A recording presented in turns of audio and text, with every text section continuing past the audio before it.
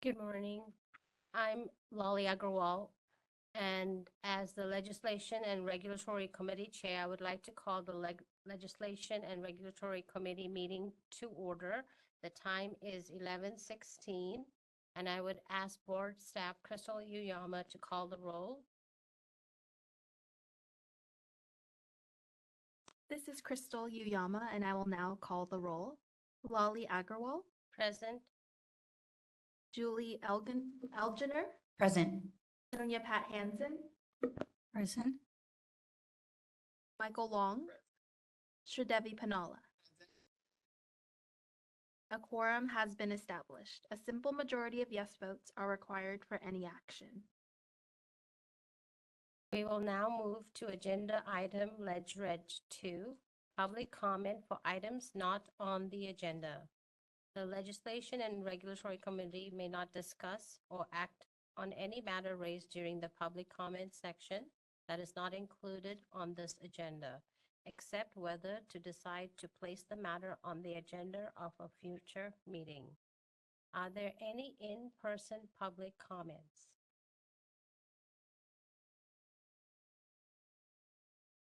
Seeing none. Are there any WebEx public comments? DCA moderator, would you please facilitate the Q&A feature for public comment? Certainly. If anyone would like to make a comment for an item that is not already on the agenda, you may look for the hand icon, typically at the bottom of your WebEx screen, or if you're on a mobile device, it might be behind the three-dot other options. If you're a calling user, you always press *3 to raise your hand. And if you would prefer, you can use the Q&A comment feature, which is the question mark icon. And then once you click that, you'll have a text box. You can type the word comment and click send. Are there any comments on items not on the agenda?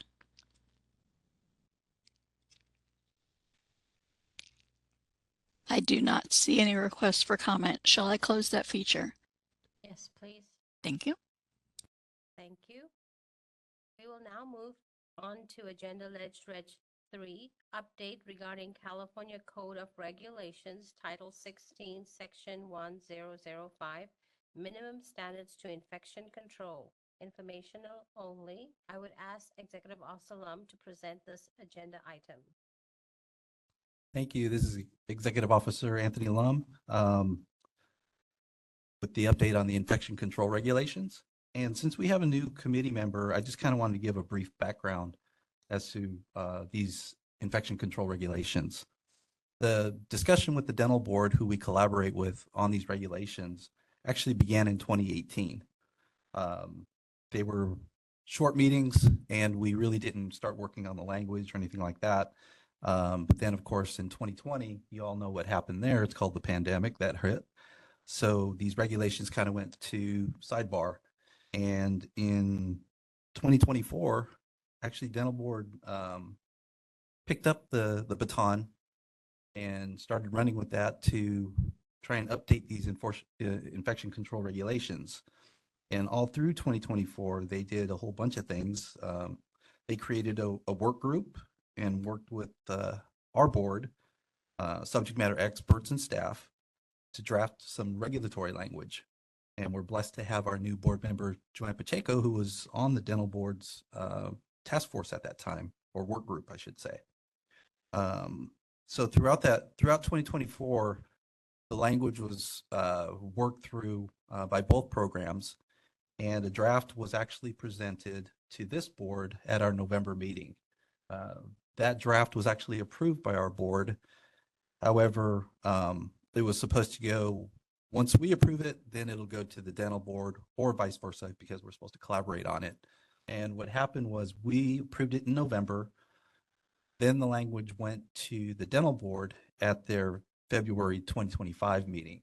They received numerous comments in regards to the draft language and were open to revise some of that. So they did not vote on the language, but agreed to return with a new draft after working with us on it. So that's the point that we're at right now, is their experts and subject matter experts and work group have looked at the language.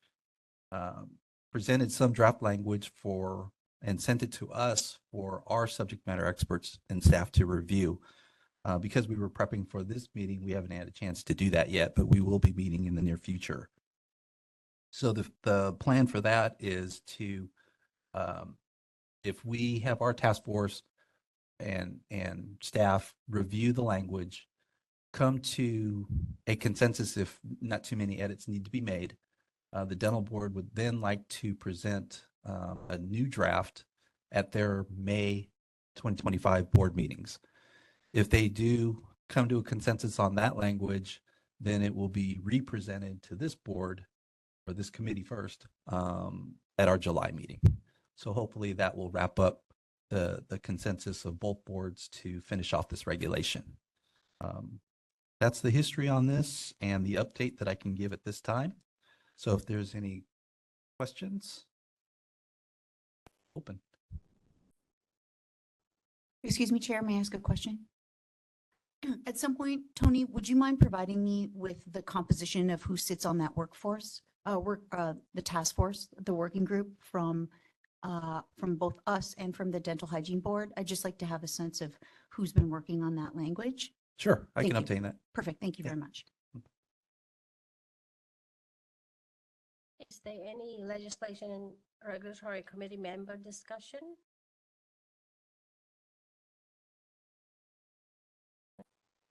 Is there any in-person comments, public comments?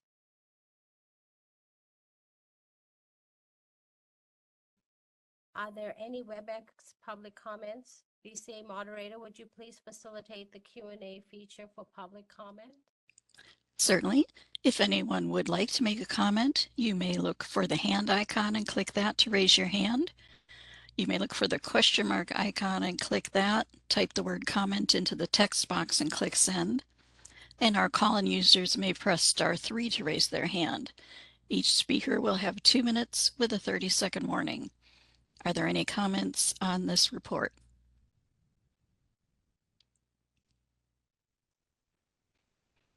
I do not see any requests for comment. Shall I close the public comment feature? Yes, please. Thank you. Thank you. We'll now move on to agenda Reg 4, discussion and possible action on amendments to 16 CCR Section 1116.5, Registered Dental Hygienist and Alternative Practice, Physical Faculty Registration. I would ask Dr. Adina Petty to present this agenda item. Thank you, Chair Agarwal. On January 1st, 2025, California Code of Regulations, abbreviated as CCR, Title 16, Section 1116.5, went into effect for the registration of physical facilities by registered dental hygienists in alternative practice, RDHAPs. Subsequently, the Dental Hygiene Board was informed about some confusion regarding the requirements for registration of physical facilities as a standalone practice versus registration of physical facilities to maintain portable equipment. In an effort to address those concerns, board staff prepared the attached proposed amendments to the previously approved language and form for 16 CCR Section 1116.5 for conciseness. So if you will refer to the Reg addendum, there's an addendum that was provided. And let me know when you're ready, and I'll go through the changes.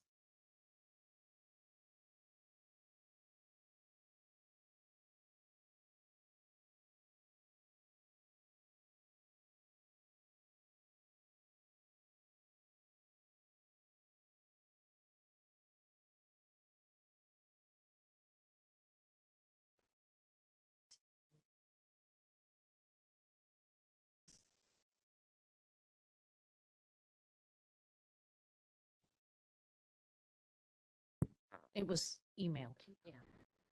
Okay. Let me know when you're all.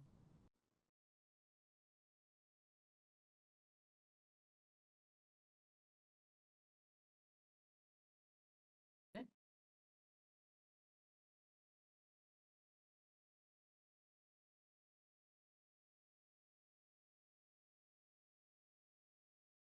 Okay.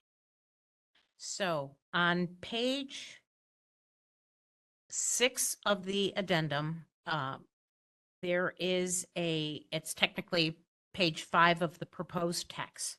So 6 of the full roll-up and page 5 of the proposed text. There is a section highlighted.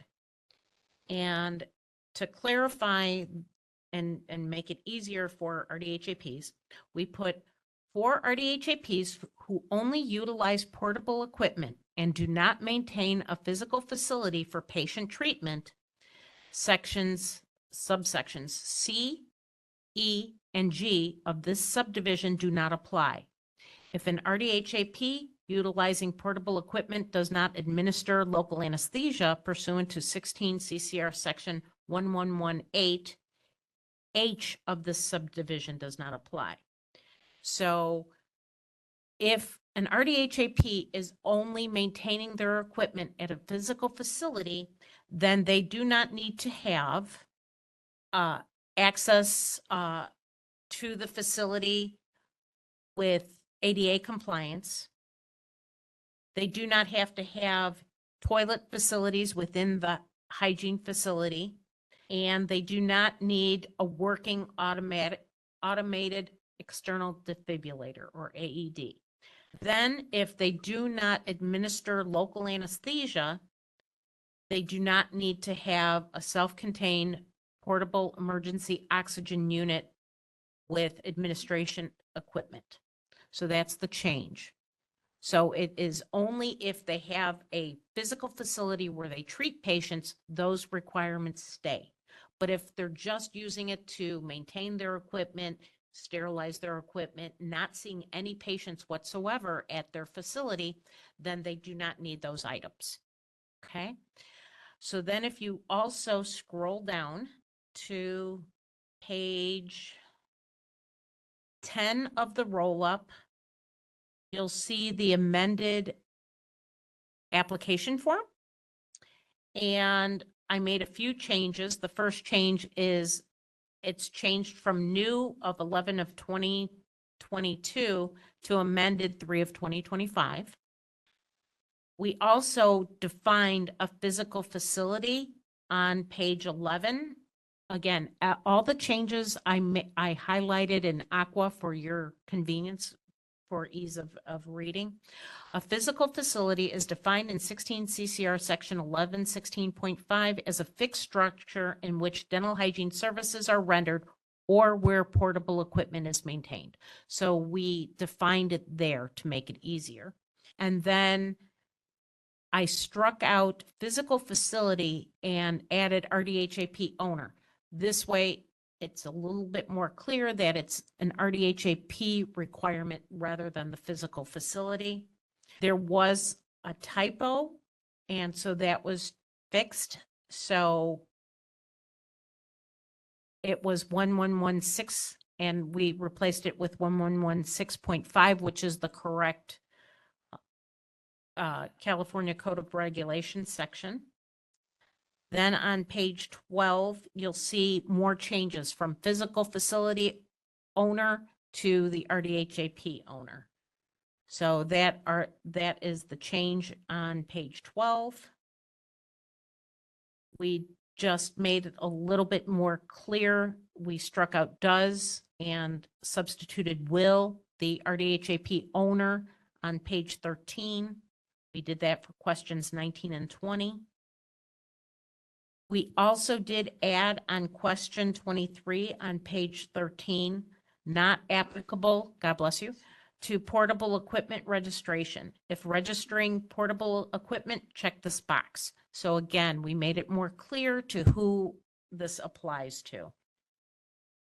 We did the same change to question 26 on page 14 of the roll-up. If registering portable equipment and local anesthesia is not utilized by the RDHAP, they check the box. And it's not applicable to portable equipment registration if the RDHAP does not administer local anesthesia pursuant to 16 CCR section 1118. So we made that definition to make it more clear there. And those are the changes. Again, this was just to make it more clear because RDHAPs were having some concerns and we wanted to make it as clear as possible. Any questions?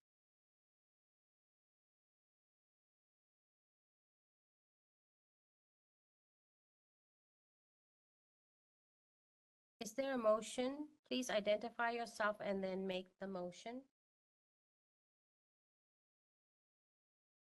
Board Member Long. I move for the Legislation and Regulatory Committee to recommend to the full board to approve the proposed amended language and form for 16 CCR section 1116.5 and direct the staff to submit the text to the Director of the Department of Consumer Affairs and the Business, Consumer Services, and Housing Agency for review. The board does not receive any comments providing objections or adverse recommendations specifically directed at the proposed action or to the proposed procedures followed by the board in the proposing or adopting the action. The board authorizes the executive officer to take all steps necessary to initiate the rulemaking process, make any technical or non-substantive changes to the package, and set the matter for a hearing if requested. If after the 45-day public comment period, no adverse comments are received and no public hearing is requested, the board authorizes the executive officer to take all steps necessary to complete the rulemaking process and adopt the proposed regulations as described in the text notice in 16 CCR section 1116.5. Thank you. Is there a second? I, Sonny Hansen, is seconded. Are there any public comments?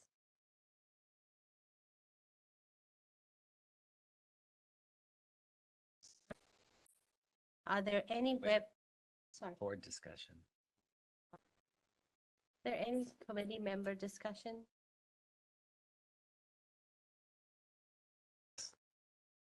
I just want to thank Dr. Petty for reviewing this with me and making these clarifications on the form.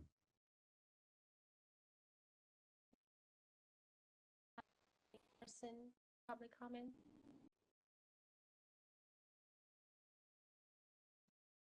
Are there any WebEx public comments? DCA moderator, would you please facilitate the Q&A feature for public comment? Certainly. If anyone would like to make a comment, you may look for the hand icon and click that to raise your hand. Our call-in users may press *3 to raise their hand. And if you cannot make that hand raise feature work, you can go to the question mark icon, click that, type the word comment in the text box, and click send. Each speaker will have 2 minutes with a 30-second warning. We have a request for comment from Brenda Lee. Brenda, I'm sending you a request to unmute, and you'll have 2 minutes.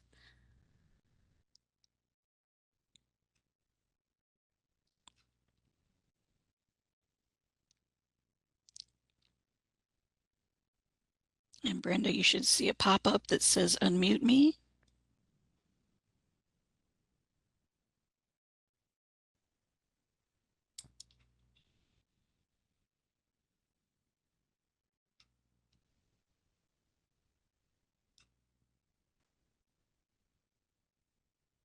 All right, Brenda seems to be struggling at that. As a reminder, Brenda, you can also click on the question mark icon and type your comment in there if your microphone settings are not working. I'll move on to the next person who's raised their hand, and that is Kirsten Anderson. Kirsten, I'll send you a request to unmute. You're unmuted. Go ahead.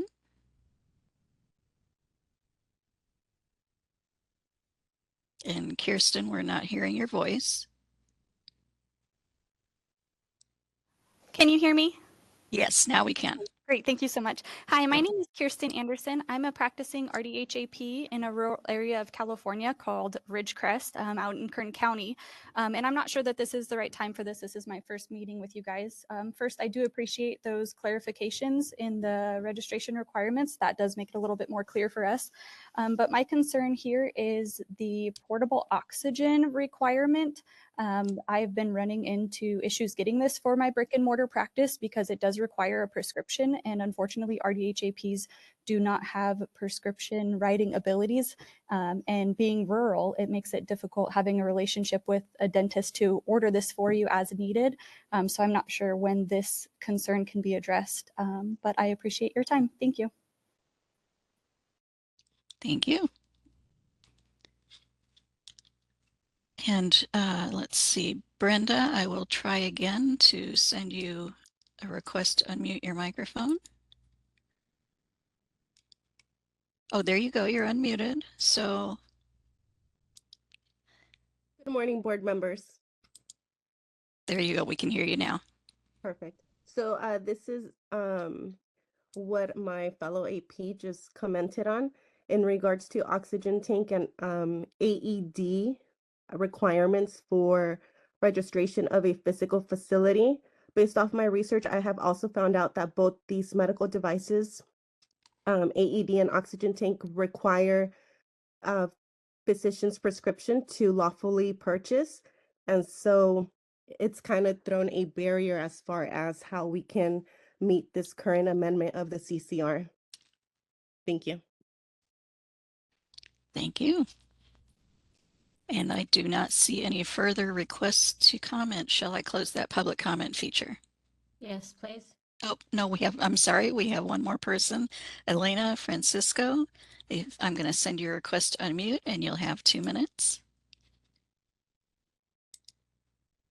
And you're unmuted. Go ahead. Again, Elena Francisco, RDHAP. I am also kind of concerned. I think most of us RDHAPs were kind of blindsided by starting to get this mandate, the form to sign. I mean, I've been teaching the RDHAP program at University of the Pacific for, I don't know, since the pandemic started, 4 or 5 years. And I did not know that we were required to have the AED and the oxygen on our brick and mortar practices. I mean, the oxygen I understand, but again, as somebody's mentioned, it is a problem because we have to get a prescription we have to have it, but we can't afford, we can't buy it. Same with local anesthesia. If we want to do it, we can't buy it. And I just would like to know where we can find the original what do I want to call it? The discussion of when the California Dental Hygiene Board decided that we all needed AEDs in our practice. Dentists don't have to have them. Physicians don't have to have them. What was the rationale for a dental RDHAP being required to have an AED on their premise? I'd like to find the original paperwork so I could read through it and understand it better. Thank you. Thank you. And at this point, I do not see, I do see one more request from call-in user 15, the 909 area code. If you would like to press *6, that should unmute you.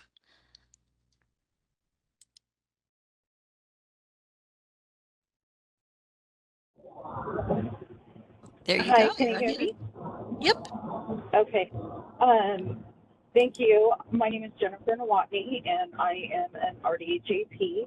I don't have a physical facility. I have portable equipment, but just addressing the AED requirements that some of the other commoners have mentioned. My concern is how, like Alina had mentioned, how this came about to be a requirement when, as she had mentioned as well, that it's currently not a requirement in dental offices. And it seems unfair to impose this requirement specifically on RDHAPs who typically perform non-invasive procedures and have a lower likelihood of medical emergencies that would need an AED. So as Alina had mentioned, I, again, would also like to see the paperwork or the justification for this to be placed on RDHAP. Thank you. Thank you. You're welcome. And are there any other requests for comment?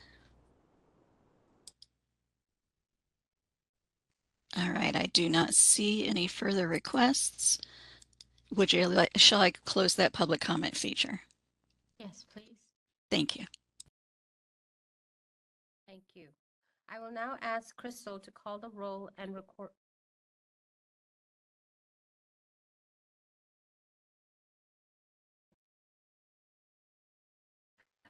So the information that the call-in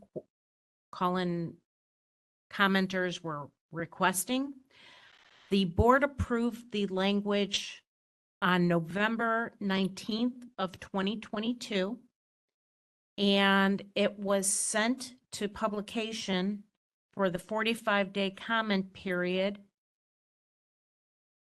on, give me a second.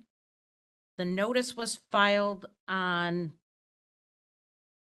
January 23 of 2024, and it was published on February 2nd, 2024 for the 45-day comment period. So you will find, if you go to our website at dhbc.ca.gov, there is the laws and regulations page. Those are still up, and all the sections that were posted for the 45-day comment period are on there. So you're free, all the information's on there. So you'll be able to find when it was added. Thank you. Is there additional? Thank you. Dr. Petty?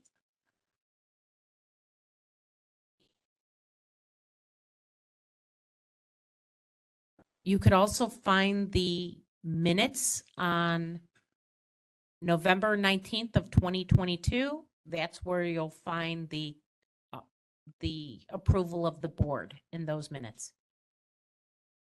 Another comment.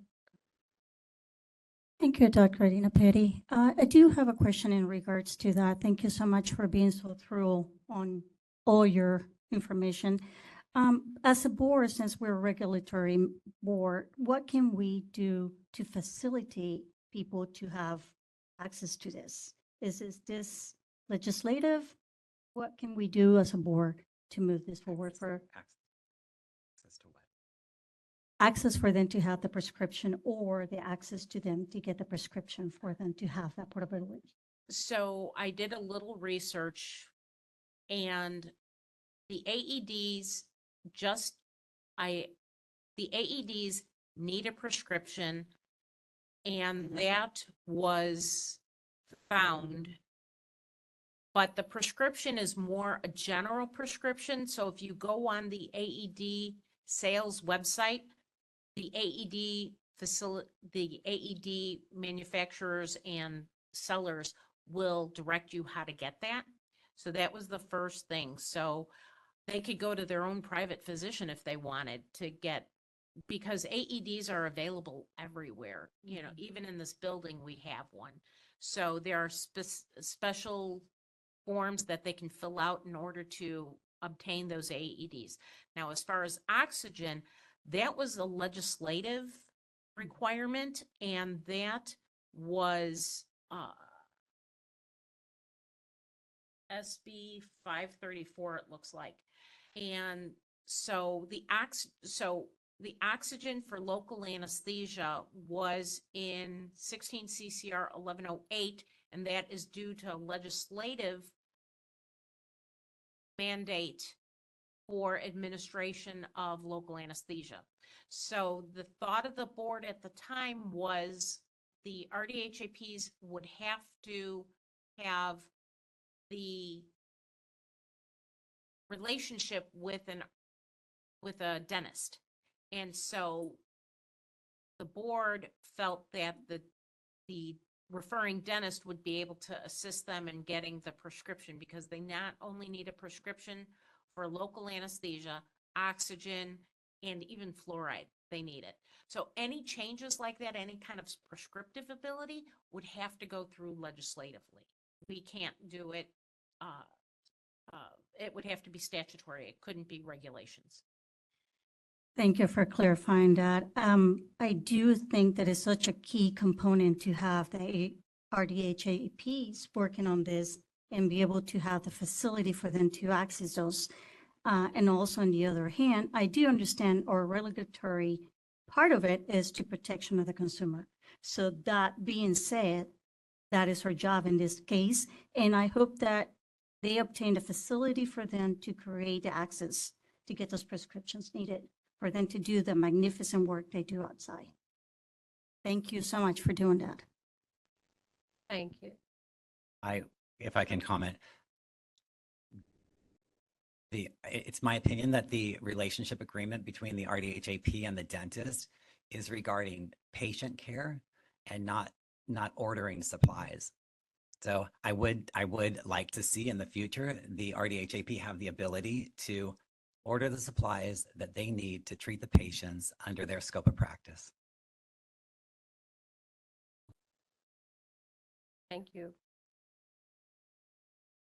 I have one more comment before we vote. If we are voting to approve this as written, does that mean the conversation of oxygen and AED not be, how would we bring that up again if we wanted to have a further discussion? Are these two separate things, or are we having the discussion now during the open, once the package is open? So the package is open as it is. So how regulations progress is you approve the language, and then it goes through 45, it goes through all our approvals, and then it gets published by the Office of Administrative Law. At that point, we have a 45-day comment period, and all dental hygienists and all licensees, as well as all the public who, our blast list, our email listserv. Anybody that wants updates from the Dental Hygiene Board will be receiving that 45-day comment period. So at that 45-day comment period, they can send in their statement saying, we don't want to have the AED, we don't want to have, and then the board, I would bring those comments back to the board after that 45-day comment period, and the board has the option to change the language again at that time. But then it would have to go then through, not, it's okay. It would have to go through another 15-day comment period as to the decision of the board. Thank you. You're welcome. To follow on that, so there's no way to expedite this for the APs to be able to get the oxygen unless they follow this process. You still have to go the 45 days and come back to the board in 15 days. Then we can make what it is. Yeah. it clarify. Take any. We have 2 years. Okay. Some of my. We're having trouble hearing you. I'm sorry. Sorry, Ann. Thank you. So some of them go quicker. Like if you look at, let's see, 1105B4 faculty to student ratio, we got that done in under a year. But it depends on how many comments come in and the approval process. You never know. Whereas 1116.5, we started in 2022, and that's after we actually started that in like 2019, but we needed legislative authority to do inspections, so we had to wait for the legislation to go through. And so that went through 11/19/2022, and it didn't get approved. Oh, exactly 2 years, 11/22/2024. So there's no way to speed things up. I mean, it could go faster, may not. That's the process. Mhm. Thank you, Dr. Petty. I would now ask Crystal to call the roll and record the votes for this agenda item. Oh, you have a comment. Sorry.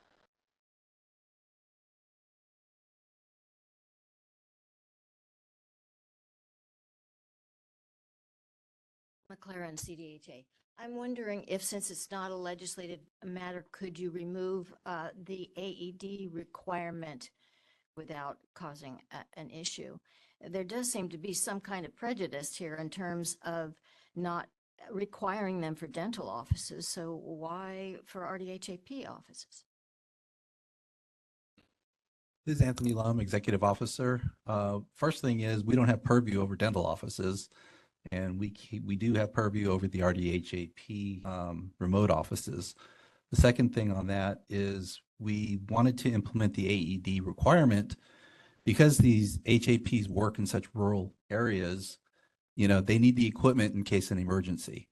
So it's something where we felt that AEDs are pretty standard now. They've been around for, I don't know, 2 decades.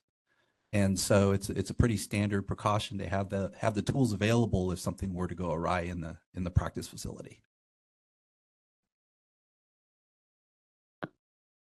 I'd just like to expand a little bit on that too. Working in public health, I had a portability, meaning that we went into mobile units and we're required to have a lot more extensive items that they will be having at the regular offices. In this case, once again, regulatory part of the board is just to seek the protection of the consumer. In case something were to happen, these wonderful people that goes out and work, does their work and don't have the access to those things, they're not able to resuscitate or have any medical access at the moment that they would otherwise have in the regular offices. So it is just to protect the consumer, not to impose penalties or hardship into others, but it's just to make sure that they're well equipped to do the work they needed in the rural areas as needed. So I hope that gets you a little bit more understanding. If I don't, we're more happy to expand that for you.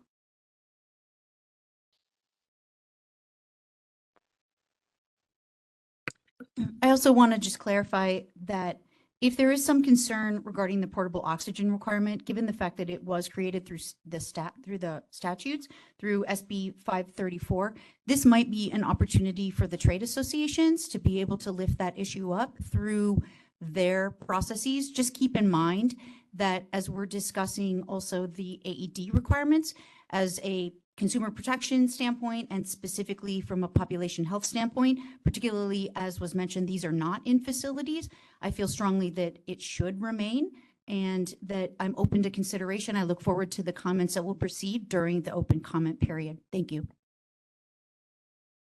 I do. Member Hanson, you had brought up using mobile dentistry to go into rural areas. Were they required to have an AED?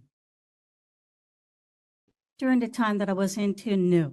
So eras has changed, items have changed the consumer protection. So we will require other items that were not required the regular practice. If that answers your question, I wish I could say yes. I'm no longer working in the public health.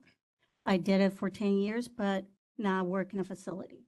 It's my understanding that doing restorative dentistry in mobile areas and in remote areas, they do not require AED. I'm not sure, like I said, No, they did. they don't. do. Yeah, they don't at this point. Mhm. I want to comment. So we recently got a mobile van and I'm working on the requirements, and AED is a requirement in the mobile vans. So I think the thing about AED, it's available everywhere in the gyms, in the malls. So it's actually has become a requirement as a population health safety aspect. So I'm not sure how we can fight that as a, when you're really looking at the consumer protection aspect, and the cost of AED also has gone down a lot. It's almost like 1/4 the price of what it used to be 2 years ago. So I think this is more for a consumer protection aspect. Thank you. Any other comments?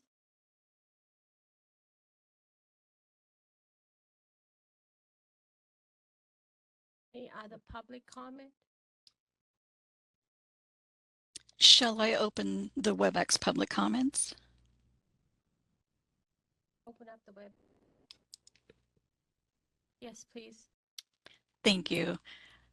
And we have reopened the public comment feature in WebEx. If you'd like to make a comment, you can look for the hand icon and click that to raise your hand. Or our call-in users can press *3 to raise their hands. Are there any further public comments?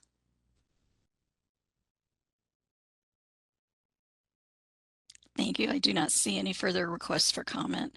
Shall I close that public comment feature? Yes, please. Thank you.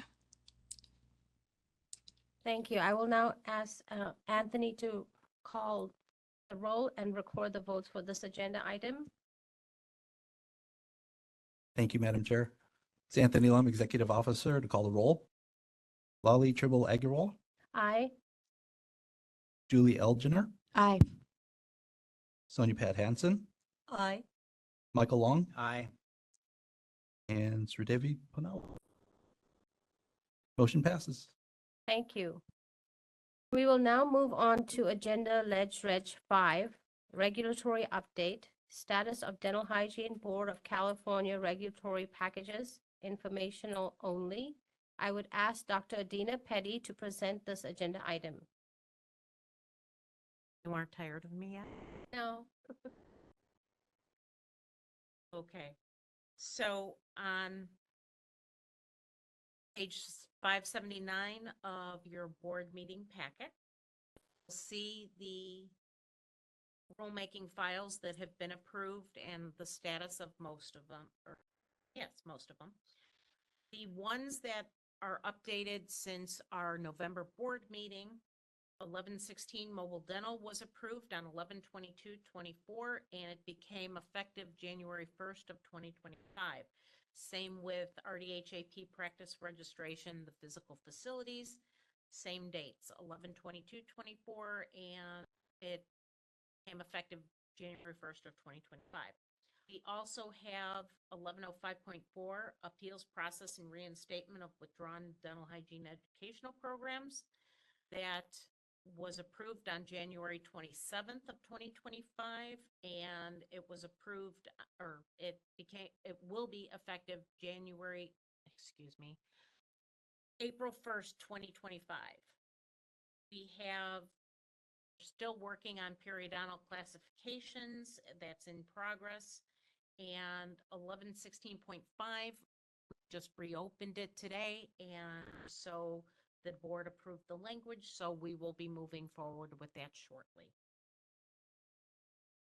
And to those of you who were asking about timelines, I do have the processing times right afterwards on page 581. So it kind of gives you a little bit of idea of how long it takes to get through the regulatory process. Any questions?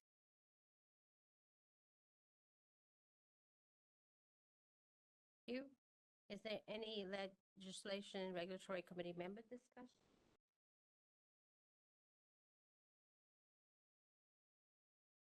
Are there any in-person public comments? Seeing none. Are there any WebEx public comments? DCA moderator, would you please facilitate the Q&A feature for public comment? Certainly, if anyone would like to make a comment, you may look for the hand icon and click that to raise your hand. Our call-in users can press *3 to raise your hand. And if you cannot get that to work, you can try the question mark icon, click that, type the word comment into the text box and click send. Are there any comments at this time?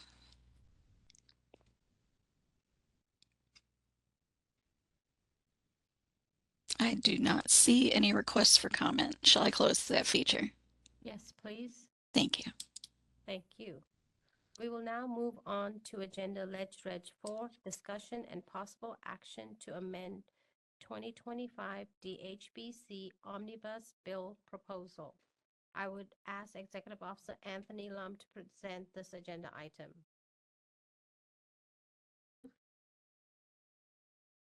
Thank you, Madam Chair. So this agenda item for the omnibus bill kind of have to break out in 3 parts here. First is at our November 2024 board meeting, we did have some proposed omnibus bill language that basically just changed some of the nomenclature in the law. It basically put like dental in front of hygiene board and things like that, just very minor changes. And those were approved at that time. However, since that time, and those were accepted and submitted to the Senate Business Professions and Economic Development Committee, and they accepted it in putting it in the current omnibus bill. Let me take one step back, just so I can refresh. The omnibus bill is a bill that the Senate Business and Professions and Economic Development Committee puts out for programs to make non-substantive changes to their law. And it's done every year, and it's something that we've always done to make minor corrections and things like that that help our program out. Again, the draft language that staff proposed was approved by this board in November. Moving forward, the second part of this story is that at our November meeting, I also proposed some new language, statutory language, and was directed by the board to seek an author, a legislative author, to carry that language. Unfortunately, through due diligence, I failed to obtain an author. And a couple of reasons for that is, one is bad timing. That's not an official reason, but the bad timing equates to this year, the legislature has been very inundated with a high volume of requests for new legislation.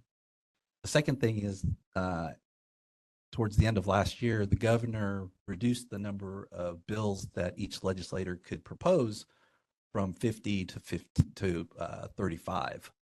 So that condensed their subject matter that they could address. And all the legislators that I contacted, they said our language that I was proposing has total merit and everything, and they loved it, but they just didn't have that subject matter as part of one of their particular bills that they're proposing. So in looking at different options that we may have, I reached out to the Senate B&P staffers to see if some of our proposed statutory language, let me see if I get this right, some of our proposed statutory language that was approved could be inserted into the omnibus bill through an amendment of a future amendment of that omnibus bill. So they reviewed our language and they said potentially some of the language in there has good merit and it could be included in the omnibus bill after an amendment is done. But what I needed to do first was obtain committee and then subsequently board approval for this language to be moved and approved to be potentially submitted into the omnibus bill. The staffers did say that it may not be all of the items that are listed in the omnibus bill, the proposed language, but it could be one or two pieces. But to overall get the umbrella approval for all these sections in hopes of all of them going in, that's what I present to the committee today. And the language begins on page 585 of the meeting materials. So in going through these different sections, the first one, the highlight on page 585, is actually a request that came to me from the California Dental Hygienists Association. And what happened was they had a bill last year that because the dental board removed the dental hygienist member from their board, they worked out an agreement to where we no longer have to, the dental hygienists no longer have to run scope of practice issues by the dental board. Unfortunately, one section of the law that says that, as identified on page 585 and highlighted, was missed through that bill. So the request came through that if I'm able to submit an approval for the omnibus bill, that this be included. It's already been approved by Senate B&P, so it's not that it's substantive. It's basically removing language that was already approved. So that's the first one. And in going through these, the second one, when you're looking at the next page, which starts on page 586, this was language that was presented in Business and Professions Code 1915.1, which would allow dental hygiene students to work at sponsored events. The dental board in prior years had legislation that approved for dental students to do this, and it was a good thing for access to care. So I'm hoping, this one moves forward And I think it's a good thing because for access to care for those individuals that need it. Moving down to the next section on page 588. This section that's highlighted in 1926.3 would basically just require RDHAPs to report where their working location is at the time of license renewal. And this is because currently the board honestly has no idea where RDHAPs are working. They report to us once they receive the license within 30 days of where they are working. But say if somebody gets licensed in Southern California and they move to Northern California, there's no requirement in law that tells them that they have to indicate to us of where they're working. We know generally where their location is based upon their address of record, but whether they're actually working in those locations is kind of a mystery right now. So with this having a new requirement for them to report and just let us know, we're in this section of California or we're in this county of California, it gives us a better understanding of the needs and the distribution of licensees in the state. Moving down to the next section, which starts on the bottom of page 588. Business and Professions Code 1944 basically just clarifies a fee that's kind of combined right now. Currently, the fee language states that the application fee and the initial license fee are combined to charge $250. So what we wanted to do, just for clarity and for the public, is to licensees too, or applicants, is to break those fees out into two separate ones. So we want to have a separate application fee, and we want to have the initial licensure fee listed separately for clarification. The fee does not change in this total, as you can see. In the highlighted green area, the first fee is the application fee, which will remain $100. And the initial license fee is $150, and that's been in place for years. It's always been this board's intent to not charge non-licensed individuals an excessive amount, and these are still fair fees that we're charging. Moving down to the next section. Where's my next section?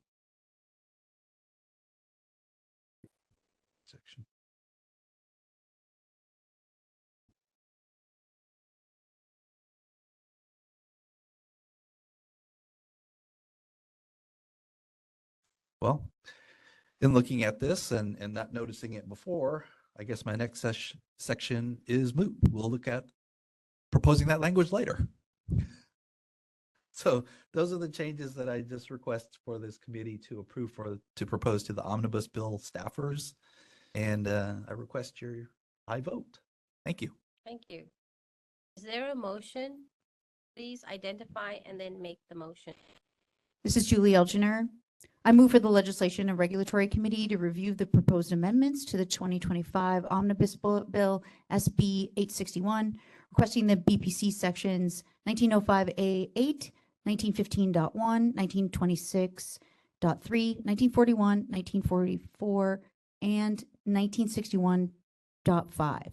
If the committee determines these changes are warranted, I move for the committee to approve the proposed statutory language and recommend to the full board to consider all or part of the language be used in an amendment in the omnibus bill.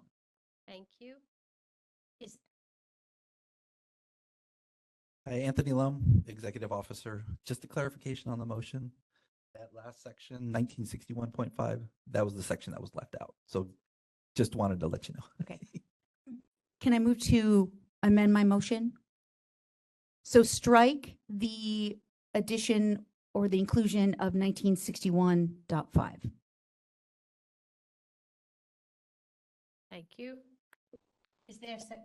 Shri Punala, seconding. Is there any legislation and regulatory committee member discussion? I do have one question, and this is for our executive officer. If any of these items are not allowed in the Senate BMP omnibus bill, is your intent then to go back to the legislature and to determine if through the spot bill that may have died and or any other legislative components that maybe held in suspense, that they could repurpose the bill to be able to include this language? That is my hope. And, if I'm still unable to obtain legislative pursuits, we'll continue on this. This language is something that the board would like to pursue. So if it's not successful in this legislative session, we'll stay on it. Thank you. Any other? Are there any in-person public comments?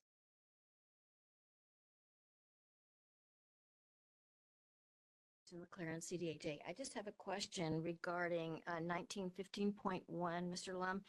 I remember the discussion when it was talked about the 1-to-5 ratio being for clinical services, but I thought there was a discussion saying that the ratio was waived, or 1-to-6 when non-clinical. I wonder if that needs to be in the language. Are you understanding me? So the language that you're speaking about, this is the language that was approved by the board. So what you're referring to was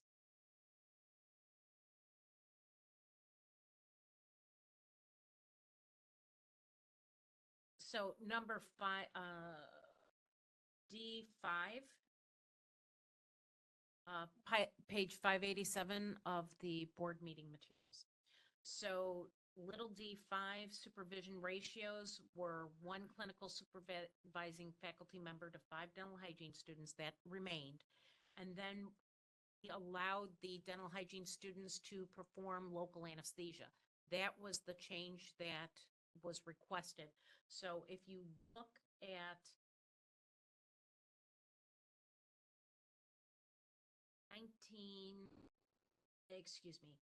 D7, dental hygiene students shall perform those procedures authorized by subdivisions A and B of section 1909 under the direct supervision of a dentist. So that was added in because originally that was a prohibited item. So the board said yes to allowing them to do local anesthesia and curettage if a dentist is present. So that was the change that was made. And then we added that as number 7 and then renumbered number 7 to 8. And that's where they can't do 1907 subdivision B, 1908 subdivision C and D, and 1910 and 1910.5. So that the board remained or allowed it to remain as prohibited. And then we added number 9, that for any clinical procedures, the designated clinical supervising faculty shall be responsible for assessing the patient treated by the dental hygiene student. So I'm just wondering, is it clear that unless if it's not a procedure that there is less supervision requirement? Is it clear? I'm only wanting it to be clear. Okay. Thank you.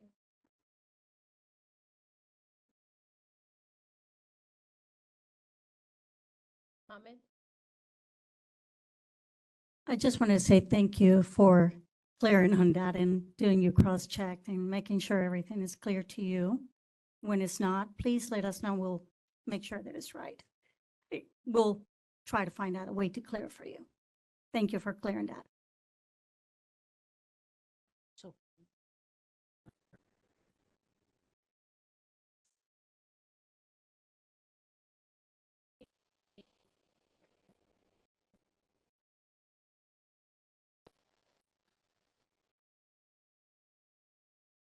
Are there any WebEx public comment? DCA moderator, would you please facilitate the Q&A feature for public comment? Certainly. This is the moderator. If you would like to make a comment on the omnibus motion, you may look for the hand icon and click that to raise your hand. Our call-in users may press *3 to raise their hand. And if you cannot get that to work, you may go to the question mark icon, click that, type the word comment into the text box and click send. Each speaker will have 2 minutes with a 30-second warning. Any comments on the motion or the bill?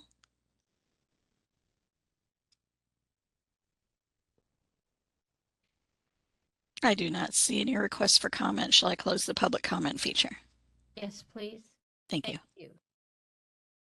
I will now ask Crystal to call the roll and record votes for the agenda item.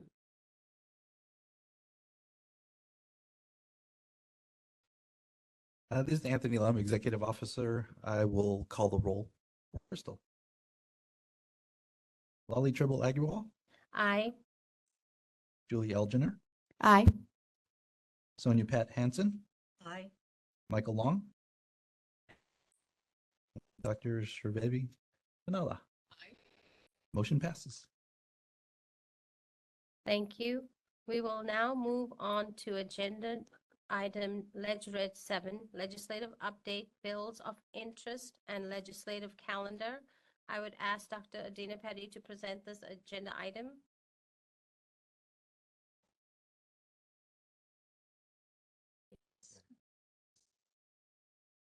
Sorry about that. We are going to go to lunch now and return in an hour, 1:15. Thank you. Good afternoon. I'd like to start the meeting at 1:18 p.m. Before I move on to agenda item 7.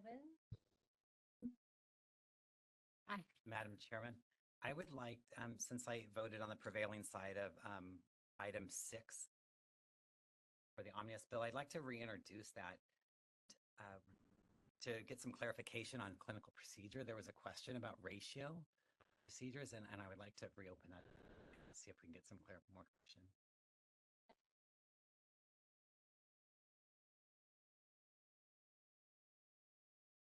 So in specifically regarding little D 5 under BPC 1915.1, Dr. Petty,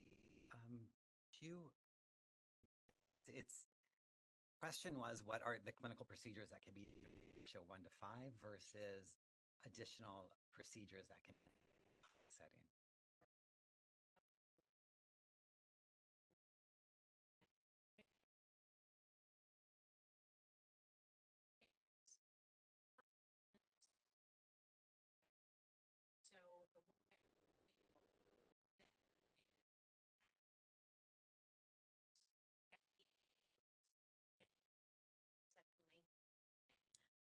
I'm sorry, you're going to need to use your microphone. I'm sorry, Ann. No, that's all right. So in section 1909, which is local subdivisions A and B of 1909, that would be administration of local anesthesia and curettage. And then subdivision A of 1910, which is scaling, root planing, and therapeutic interventions as such. Okay. I think the confusion was performing clinical procedures. Those were the ones that were necessary to have the 1 in 5 ratio. They were talking about the board at the time, and correct me if someone remembers differently, that was the intention of the clinical procedures. If they're just doing toothbrush instruction or fluoride, administration of fluoride, painting it on, that you wouldn't need the 1 in 5 ratio. That could be, just general supervision, because fluoride can be provided without supervision by dental hygienists. So it would be under general supervision. That was the intent of our discussion last time. So that was my understanding. I don't know if put it differently. That's my understanding. So this language inserting this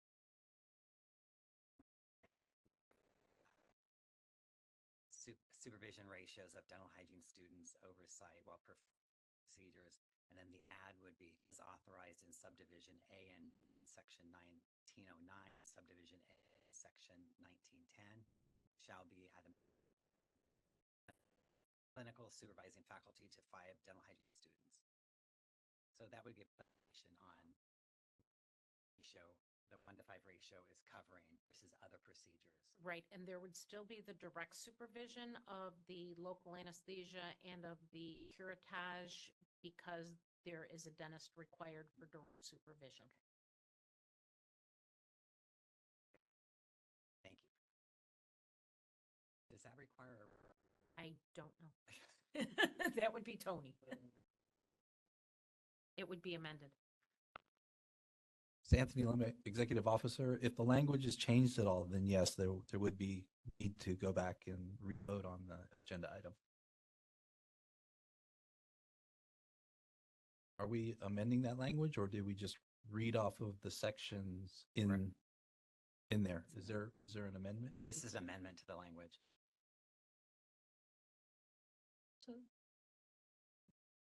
So, Julie. Yeah, we need to ask the maker of the motion. She would be open to amending the language that was just described. This is Julie Elginer. I'm open to the amended. I second. Need a new vote. Any comments? Any comment? Person comment? Okazokai CDA, just can the amended language that's different than what was already approved about an hour ago, can that amendment be stated, please?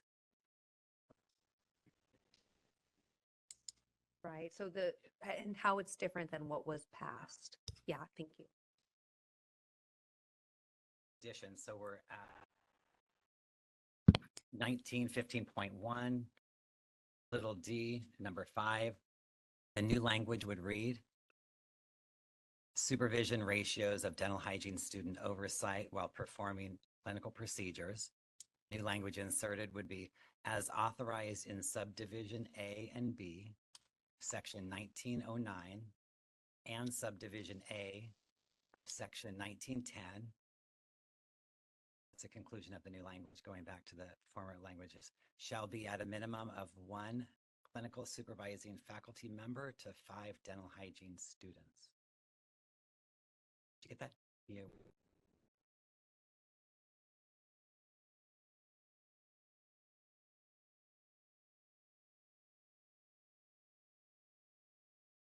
Any WebEx public comment? This is the moderator.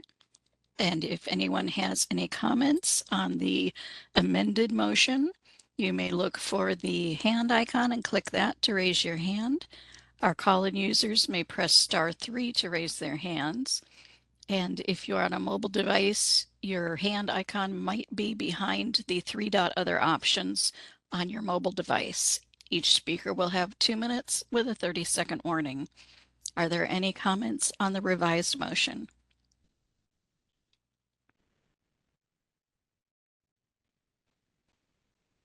I do not see any requests for comment. Shall I close the comment feature? Yes, please. Thank you. You're welcome. I will now ask Crystal to call and for the votes for this agenda item. This is Crystal Uyama, and I will now call the roll. Lali Agarwal, Aye. Julie Elginer, Aye. Sonia Pat Hansen, Michael Long, Aye. Shridevi Panala. Motion has passed. Thank you. We will now move on to agenda item Red 7, legislative update, bills of interest and legislative calendar. I would ask Dr. Adina Petty to present this agenda item. Thank you, Chair Agarwal. The first legislation that is of board concern is Assembly Bill 224 by Bonta. It's healthcare coverage, essential health benefits. The board, the recommended staff position would be watch. This bill would, it's a little, sorry. This bill would express the intent of the legislature to review California's essential health benefits benchmark plan and establish a new benchmark plan for the year 2027. So right now, it's still being in process. It's very early in the legislative process, so a lot of these bills are subject to change, and some just completely are gutted and amended at some point.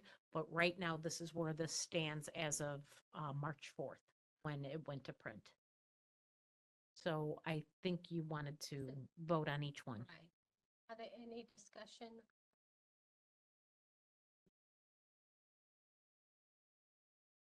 In-person comment?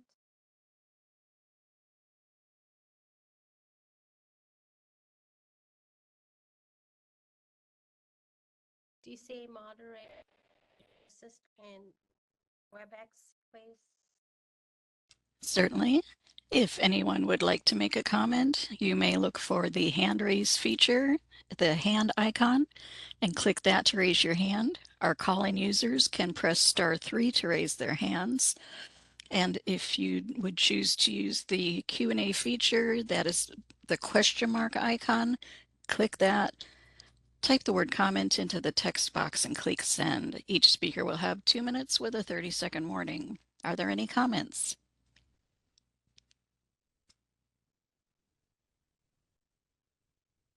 I do not see any requests for comment. Shall I close that comment feature? Yes, thank you. Yes, thank you. Okay. The next bill is Assembly Bill 341 by Arambula.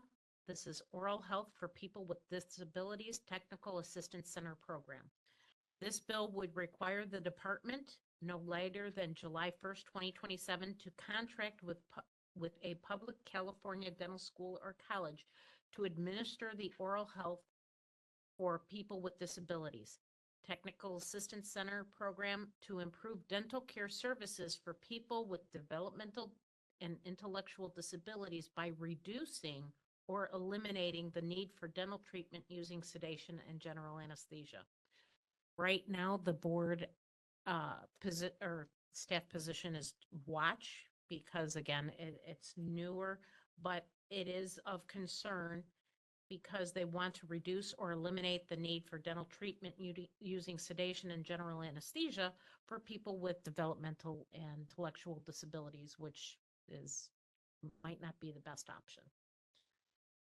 We have AB Assembly Bill 350, healthcare coverage fluoride treatments. The staff position would be, yes, sir. I'm sorry, are we talking about this as we go? We Okay, just started I think with one and then we took it. Right, I was told to, so. Okay, what are we doing? Madam Chair, go ahead. We're separating each of these, having discussion, going to vote at the end. on Okay, all the bills. then I misunderstood. So we're going to have a discussion? Yes. Okay, all right, thank you. I apologize. Any committee member discussion on AB 341? This is one that a caller called in on, that she was concerned as she works in a regional center. I read through this and I see the watch stand that Dr. Petty the staff is suggesting. I guess I honestly, I'm sorry, I don't have a lot of discussion on it. I just wanted to pause for a minute, understand what this process is that we're doing right now, see if there was any additional discussion on concerns from the dental hygienist at the regional center. Telling me that bill is to potentially properly sedate disabled patients to do dental care. That's, it says, to improve dental care services for people with developmental and intellectual disabilities by reducing or eliminating the need for dental treatment using sedation and general anesthesia. So what they want to do is partner with dental schools to try and reduce the use of, reduce the use of sedation by treating. And so dental schools will practice sedation or they're just going to try to treat with, it doesn't.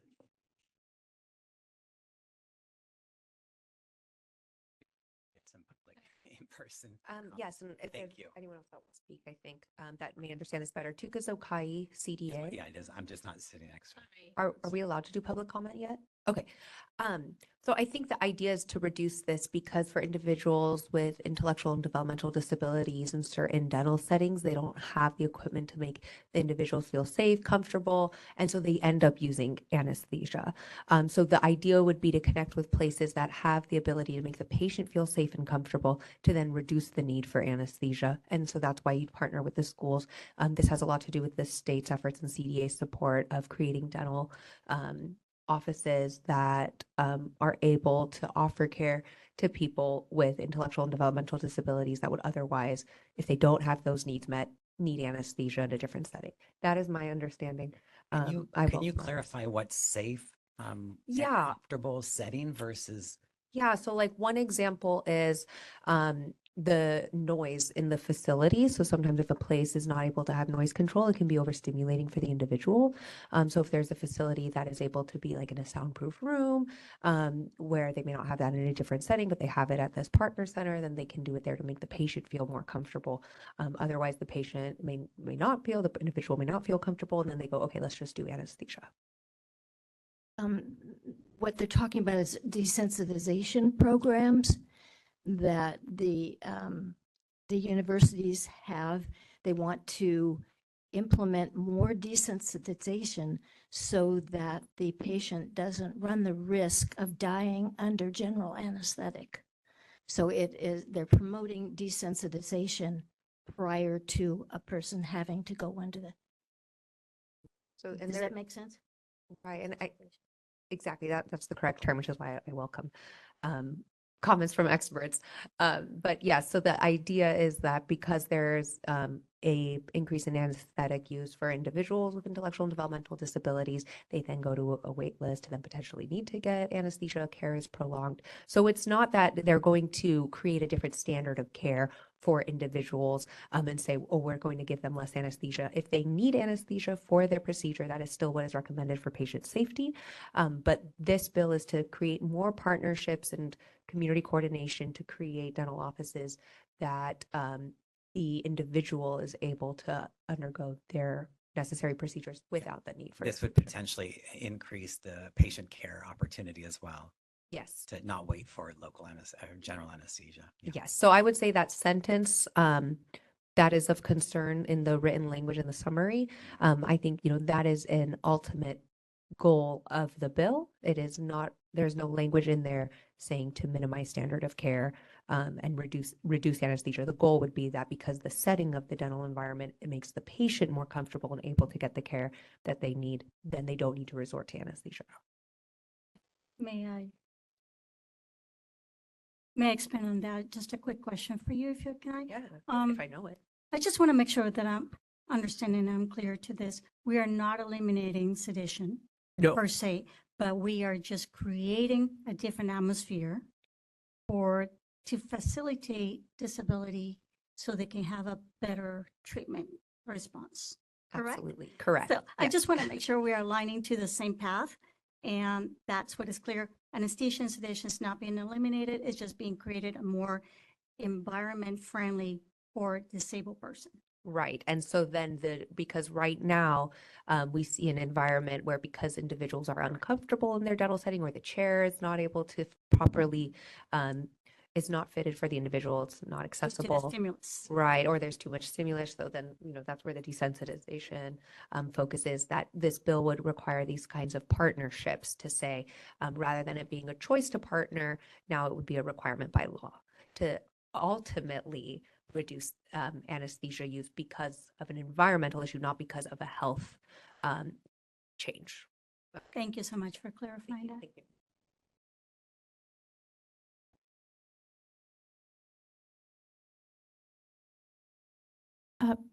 My question is for either Dr. Petty or the person that was just commenting. Who is the sponsor of this bill? Because it's early enough in this process, I did not find in legislative analysts or any kind of information on the CalEdge info website, so there's no bill analysis. So I'm just curious if we know who's the sponsor.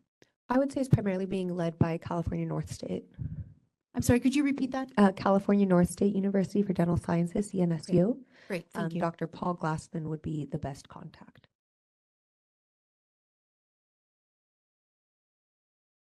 I would like to recommend the board, if they're going to take a watch position, to potentially reach out and see why dental hygiene schools aren't included in this particular bill as well. Because a lot of dental hygiene programs have the ability to work with special needs patients. They have the environment that they can create just the same as a dental school could. So, if we're going to really increase access to care, let's look at the whole team. Let's look at, all the resources we have available. So I would recommend that, you as a board recommend that, someone seek out the author and certainly will make sure CDHA does, to find out why we haven't broadened the scope to include dental hygiene programs as well.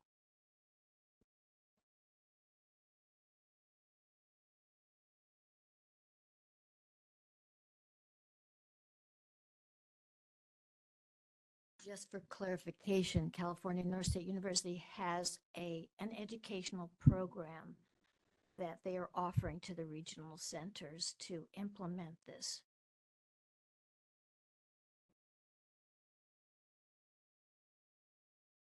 BCA moderator, facilitate the Q&A for public comment. Rebex? Certainly. If anyone would like to make a comment on the issue, you may look for the hand icon and click that to raise your hand. Our call-in users may press *3 to raise their hand. Our first person in line is Kayla Sahara. Kayla, I'm going to send you a request to unmute your microphone. You'll have 2 minutes with a 30-second warning. And we can hear you, okay, as well great. as the TV behind you. Oh, sorry. Could you please turn the TV off? I'm so sorry, but thank you Thank for you. letting me speak. Our concerns, I'm actually an RDHAP who is also the dental coordinator at one of the regional centers. So in discussion with some of my other regional center dental coordinators and with some of our contracted RDHAPs, we have a lot of concerns about this bill. Partially because we are very rural. So many of our individuals would have a huge hardship getting to one of these dental schools to be able to participate in one of their programs. And the criteria that the public dental schools are going to have to meet is currently really vague. They spell out a few things, but they don't really outline how it's going to work. We also are concerned because it sort of suggests that regional centers are going to have a choice to participate, but many of us who already have programs in place that are working, we don't want to see those programs disrupted because honestly, we rely a lot on our RDHAPs who also provide desensitization at a great scale because they see the bulk of our patients. And when we started our dental hygiene program, we were having about 48% of the individuals were being referred, to dentists for immediate dental needs, abscesses, pains, such as that. Now that our program's been in place for 5 years, that is consistently around 10%. 30 seconds. Also, teledentistry is, it would appear useful, but the dentist diagnosing the treatment is not going to be the dentist providing the treatment. So this is still going to leave us with the access to care issue in our rural settings. The other thing about that is the provider is not going to be able to pay for the exam and x-rays if it's already been done through teledentistry. And it's very difficult. Time is up. Okay. Thank you. Our next speaker is Linda Brookman. Linda, I'm going to send you a request to unmute and you'll have 2 minutes with a 30-second warning. You're unmuted. Go ahead. CDHA and oral health advocate.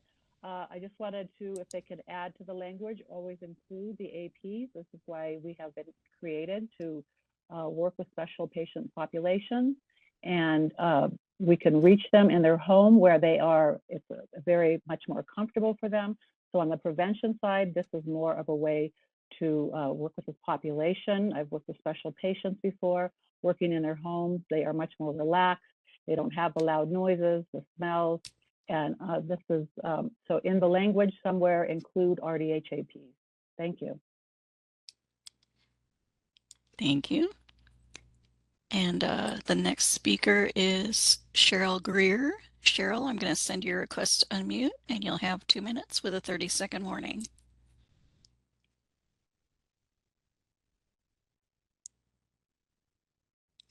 And you're unmuted. You can go ahead. Hello? Yes. Yes, this is Cheryl Greer. I'm a RDHAP as well. And I also agree with Linda Brookman, as she said, I think it's better to leave the patient in their home, do desensitization there. They're much more comfortable in their own environment. I also work with special needs patients as well. And I know that leaving them in their own environment is not a shock to them going to a facility, which I think would be very difficult for them to have to travel or have someone to take them. So I think it would be an inconvenience for them. Thank you. Thank you. And at this point, I do not see any other requests for comment. Shall I close that public comment field? Yes, please. Thank you. Turn to I would like to change our watch to an oppose unless the RDHAP can be also listed on this. And I would ask that we send a letter to her requesting that in addition to dental schools and colleges, that a contract with an RDHAP would be appropriate. Do you want instead of oppose or support if amended? Support if amended. Is a little severe. Okay, that's great. Thank you for offering that. Now, this is Anthony Lam, Executive Officer. I just want the committee to please keep in mind that these positions from staff are basically looking at what the interest is of the board, of course, but that these bills that are introduced very recently could change over time. So that's why many of these bills, we just put a watch on there because we don't know what the final effect will be. So, you know, every time when we put in, or I put in a position letter to the author, I specifically state, you know, the version that we are supporting, because obviously in the future that bill could be amended, changed, and then if there's no date or version of the bill that's indicated on our support or opposed letter, then, you know, outside readers and the public won't know which version that we're supporting. So we might be by the end supporting something that totally changes. But I just wanted to clarify with the committee that, you know, our positions take those things into consideration. Thank you.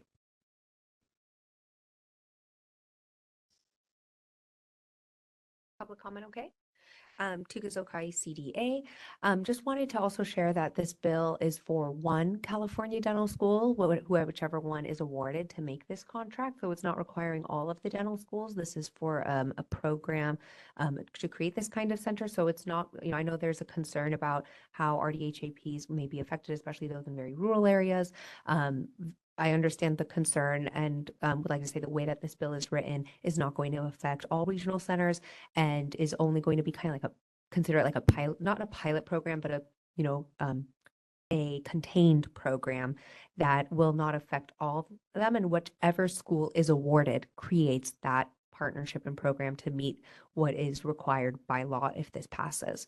So just also specifying that this is not going to completely transform the way regional centers and individuals with disabilities are treated, because this is about a one specific program and requiring for one dental school to create this kind of program with these 10, I think it was 10 regional centers that they participate with. And it's for the regional centers will not be required to do anything. It is for the dental school that is awarded to create these partnerships. I hope that clarifies. Sonia Hansen, can I restate that you call it a pilot, but more as a precedence? Yeah, so this is to create a disabilities technical assistance center That's the program. So a single program, and by law, if this passes the way it is currently written, one dental school will need to create these partnerships. So it is to create a specific program that is, they are saying currently not 30 seconds. within the state by law.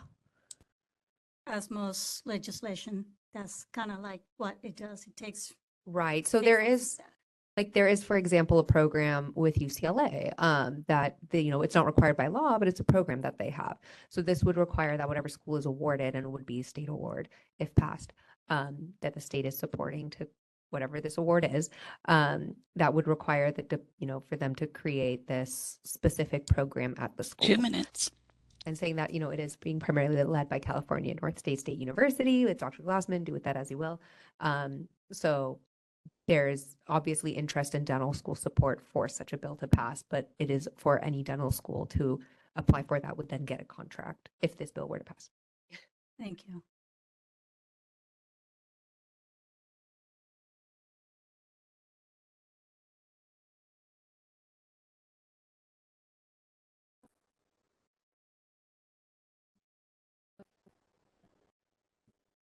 Dr. Petty, can you on to AB 350?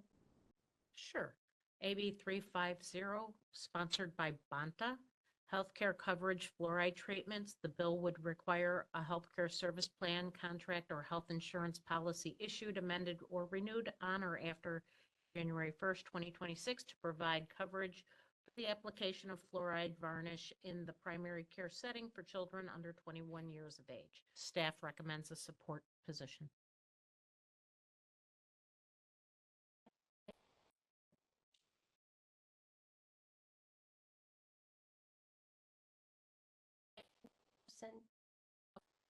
Comment?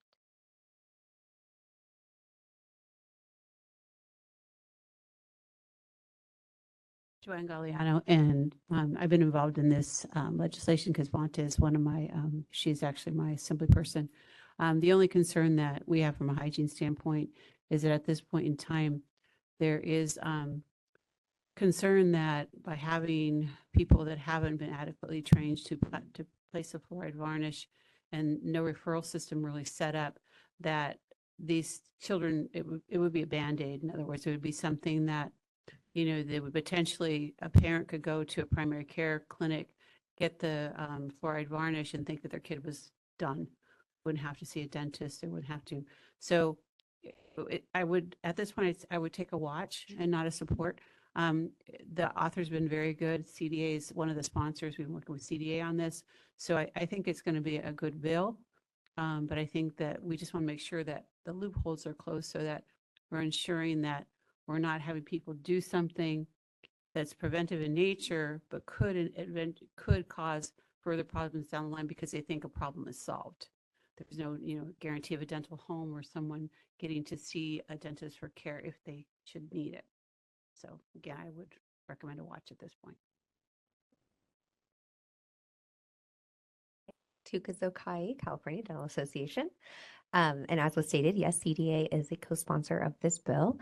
We're definitely in support of individuals being able to get their oral health needs met, holistic oral health needs met, and we're in the spirit of interprofessionalism and understanding different points of care access.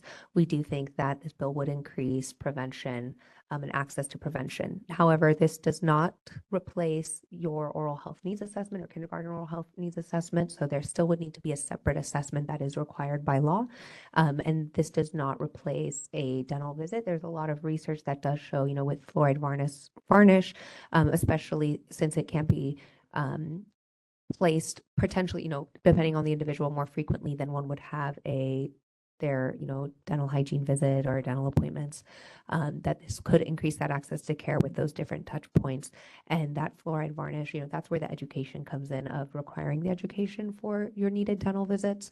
But this is specifically for fluoride varnish and increasing the touch points individuals have where they could get that fluoride varnish for prevention. I do have a question for you, sorry. No, Was this going to affect the public health? Because part of their job is going into provide fluoride varnish? This is to increase the capacity for individuals to do that and the spaces they can do that.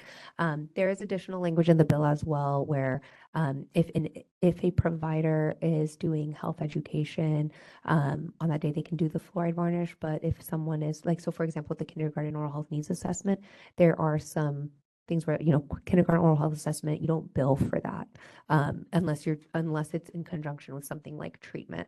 Fluoride varnish is separate from that. So something we're still working on with the bill language is if someone has their kindergarten oral health needs assessment, that it doesn't hinder them from being able to get the fluoride varnish because you're billing for fluoride varnish, but you don't bill for a COHA.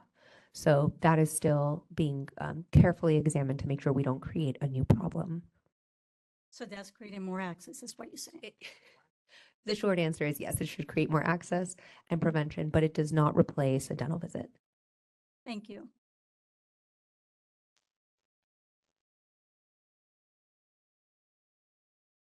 I know, I'm down here, so it's hard to see me that I'm raising my hand. So this is Julie Elginer. I just want to note that in reviewing the language of the bill, the substantive changes were to remove the other prophylaxis treatment for children 17 years of age up to now 21 years of age. So the bill is already in existence that is up to 17. It extends that age to 21. Additionally, it allows for the department to establish and promulgate a billing policy for Medi-Cal providers. Those are the largest substantive changes as part of this piece of legislation, which is already in existence. Thank you. Great, thank you.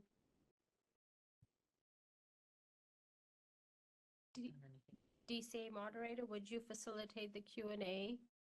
for web Certainly. comments? Yes. So if anyone would like to make a comment on the bill under discussion, you may look for the hand icon and click that to raise your hand. Our call-in users can press *3 to raise your hand. And we do have a request from Linda Brookman. Linda, I'll send you a request to unmute. And you've got 2 minutes with a 30-second warning. Yes. Go ahead. Hello, board. Thank you. Again, Linda Brookman, CDHA. Just as a comment, yes, I'm so happy that it has been raised from 17 to 21. There's a lot of children going through transition, leaving their homes, going to colleges, but they may still go see their primary care. Adding fluoride to this age range is excellent. Also, these are first steps in medical integration and interprofessional education, which is the only way we're going to reach all the people that are not getting oral health care. I'm a big oral health care advocate and an educator on interprofessional education as well, and these are first steps. The one thing I would recommend in the language of this bill is to add that the nurses and the doctors that they are working for ensure that the child has a dental home. So that should be part of the education, oral health education. They do not, just to let you know, nurses and medical doctors do not learn anything about oral health. It is totally siloed, and this is the first steps in bringing this together. Hopefully, in the future, we can have oral APs working with primary care doctors and pediatricians to bridge that gap and reach children that may never go to the dentist. 30 seconds. And we can set up dental homes that way and educate the families as well. Thank you. So I would add language about what I mentioned. Thank you. Bye-bye. Thank you. Are there any other comments on this bill or this issue?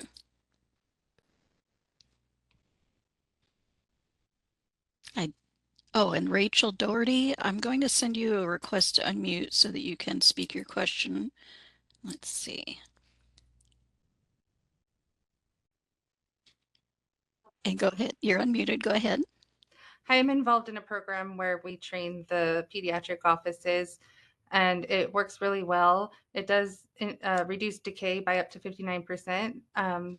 Now that they are allowed to apply those in the pediatric offices, since they usually are their first point of contact, and they don't typically find, especially Medi-Cal dental offices are difficult to to find. And so I think that it should be supported as long as the language does include, like some of my colleagues have mentioned, that RDHs or RDHAPs are part of that process where they continue to provide the training to those offices, which includes we show them how to identify demineralization and tell them to please apply it directly to that, and then how to do the knee to knee technique and all that type of thing. And then also it should include that that they do refer to an oral health professional to complete further evaluations like the COHAs, and also referral to connect them with a dental home, like some of my colleagues have mentioned as well. So thank you. Thank you. And at this point, I do not see any other requests for comment. Shall I close that public comment feature? Yes, please. And thank you. Thank you. Before we move on, I just wanted to clarify that HBC's position is a support on this. Now, Dr. Petty, we'll move on to AB 3. AB 371, Haney Dental Coverage. This bill would require specified plans and insurers that cover dental services to offer urgent dental appointments within 48 hours of a request, non-urgent dental appointments within 18 business days of a request, and preventative dental care appointments within 20 business days of a request. This bill would require dentists to be available within 15 miles or 30 minutes from an enrollee's or insured residence or workplace. Staff recommends a watch. In the discussion.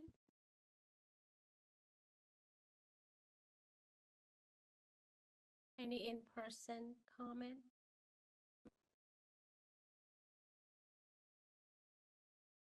DCA moderator, would you facilitate the Q feature for public comment? Certainly.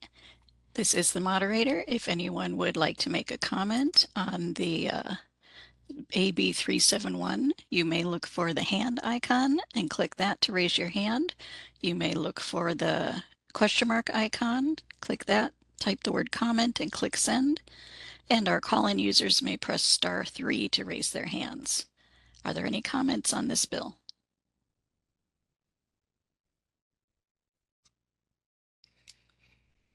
I do not see any requests for comment. Shall I close that feature? Yes, please. Thank you. Dr. Petty, we move on to AB 489. That bill is from Banta, Healthcare Professions Deceptive Terms or Letters, Artificial Intelligence. This bill would prohibit AI programs from using terms, letters, or phrases in its advertising or functionality, falsely implying possession of a healing arts license. Licensing boards would have jurisdiction to enforce these provisions against people or entities that develop or deploy such programs.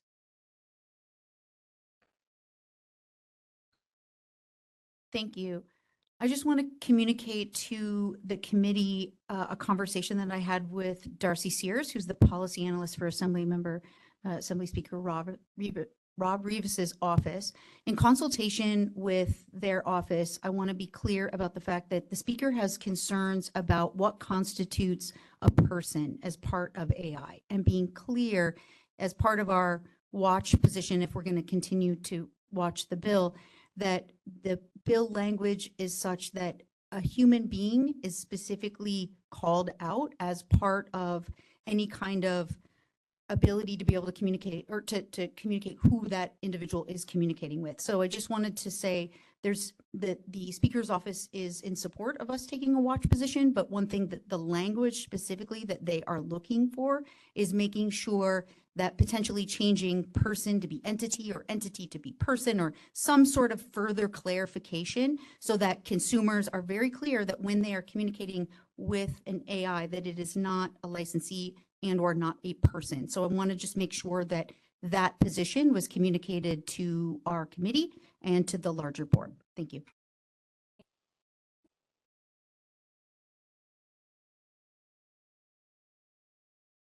Any in-person public comment? BCA moderator, would you facilitate Q&A feature for the public comment, please? Certainly, if anyone would like to make a comment on the, let's see, the Artificial Intelligence Bill, AB 489, you can look for the hand icon and click that to raise your hand. Our call-in users can press *3 to raise their hand. Each speaker will have 2 minutes with a 30-second warning. Are there any comments on the current bill?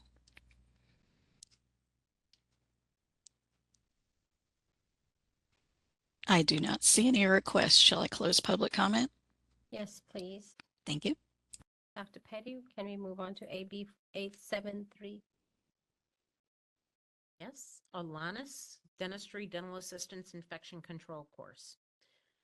It removes the requirement for the unlicensed dental assistant to take the 8-hour infection control course prior to handling potentially infectious materials, and instead allows the unlicensed dental assistant 1 year to complete the course after continuous employment for 90 days.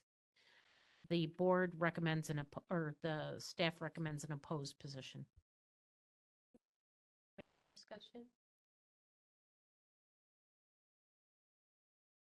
Person. Tukazokai CDA. I did want to share that this bill language has changed from the time of the, I believe the time that this post position was taken. CDA is a sponsor of this bill, and we would recommend a support position or even understand if you want to switch to watch. But we have a number of reasons that we do not think that the board should oppose this bill. Now, unlicensed dental assistants should have 90 days from the start of their employment to complete the state mandated 8-hour infection control course. This approach both balances patient safety and practical workforce needs. While all other licensed and permitted dental team members have already completed this training, requiring unlicensed DAs to finish the course before they can begin working creates unnecessary hiring delays, exacerbating the workforce shortages and limiting patient access to care. A 90-day window to complete the infection control course would not compromise patient safety, but would actually enhance the learning process by allowing new hires to apply real-world experience to their formal training. Now, I just want to clarify a few things that the bill would do. Now, this bill would ensure that unlicensed dental assistants can receive timely infection control training without unnecessary delays. This bill does not ask to remove the virtual format. In fact, the bill provides the authority for the dental board to approve specified course providers, including instructors applying to provide the 8-hour infection control course in a virtual format, interim therapeutic restoration courses, and radiation safety courses. That is language that was approved at last year's sunset bill. This also provides dentist employers with 90 days to ensure unlicensed 30 DAs can seconds. complete an 8-hour infection control course. And this, again, ensures that foundational knowledge is obtained prior to completing the course.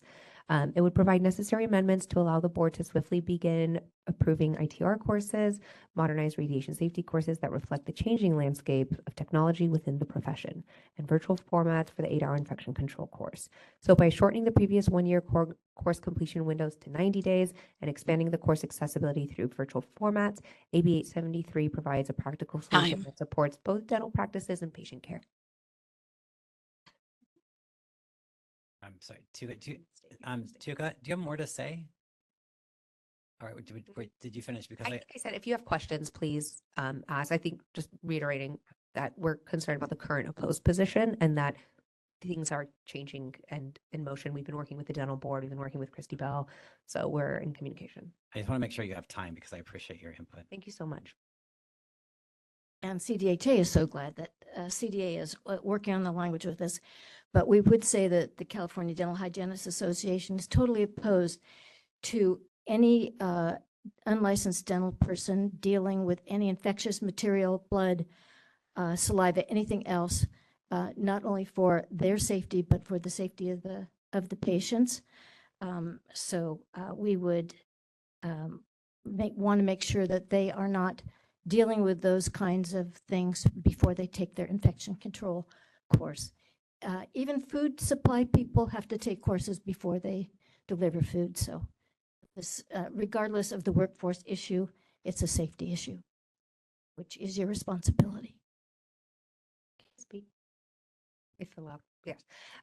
So the requirement before was 120 days. So we do have a precedence of there being a time to take the infection control course, especially when individuals are hired and they need time to take the course. They can't start until exposure to blood and saliva. Now, the OSHA training and other required infection control is done. They're not going in as an unlicensed dental assistant without any understanding of infection control or meeting those OSHA standards that food safety providers, are also privy to. So there's still patient safety standards. It's just giving the time, and the time has shortened from 120 days to our recommendation of 90 days. The only precedence for before exposure to blood and saliva is from this last dental sunset bill. And there has been significant challenges in dentists being able to meet this, especially in rural areas where there isn't an in-person course in time. I work in private practice. It's often that I see that an unlicensed dental assistant can be brought in and put into an opportunity to sterilize instruments, which I think puts them at jeopardy.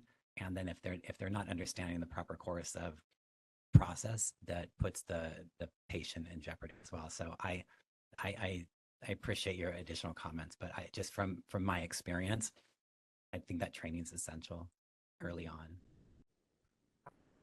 Speaking from personal experience, when I was an unlicensed dental assistant a long time ago, I did primarily on the job training. So I did the OSHA training and then I had on the job training.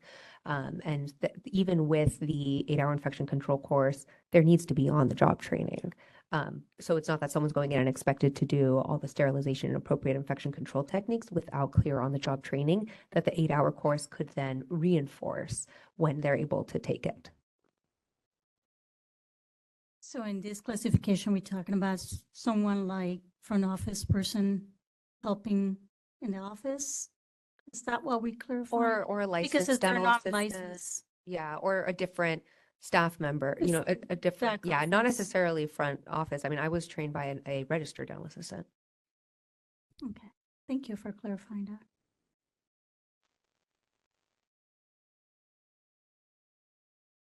So scenarios that we usually face is like there are dental assistants who go through like Carrington program and stuff like that, where they get the dental assistant training for infection control. But when they're hired on the job, there is expectation to do like an 8-hour training again, which needs to be done within the 90-day period. Yes, so this is for the 8-hour infection control course that would need to be done. We're recommending done within 90 days rather than before exposure to blood and saliva. CDA still supports having the virtual format be made available. That there currently isn't one. So if there were an online virtual format, we would understand why, well, they take the online course and then they can do job day one. But right now, folks need to be hired and then they need to wait until a course is going to be offered, or they need to travel for their course if one is offered, even one within a certain radius. So it adds additional barriers for an individual to start their work before exposure to blood and saliva. But we do very strongly emphasize on the job training, which should happen anyway.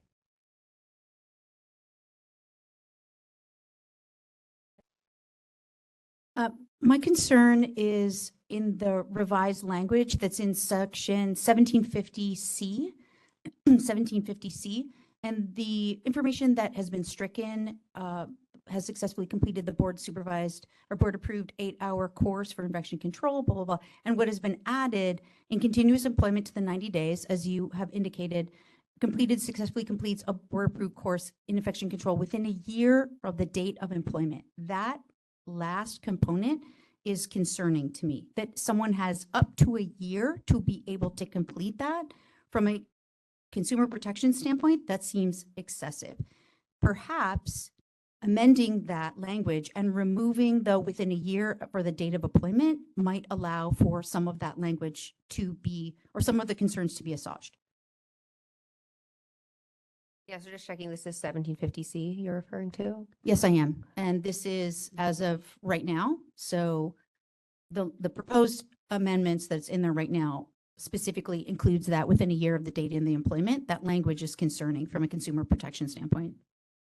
Yeah, so that it still does require though that if they've been employed for 90 days or more, they need to complete the course. But within a year. Within a year. The very last part of that, within a year of the date of employment, That's an extended period of time to complete an 8-hour course. Okay, I will review that language as well, just to double check, because we are recommending within 90 days.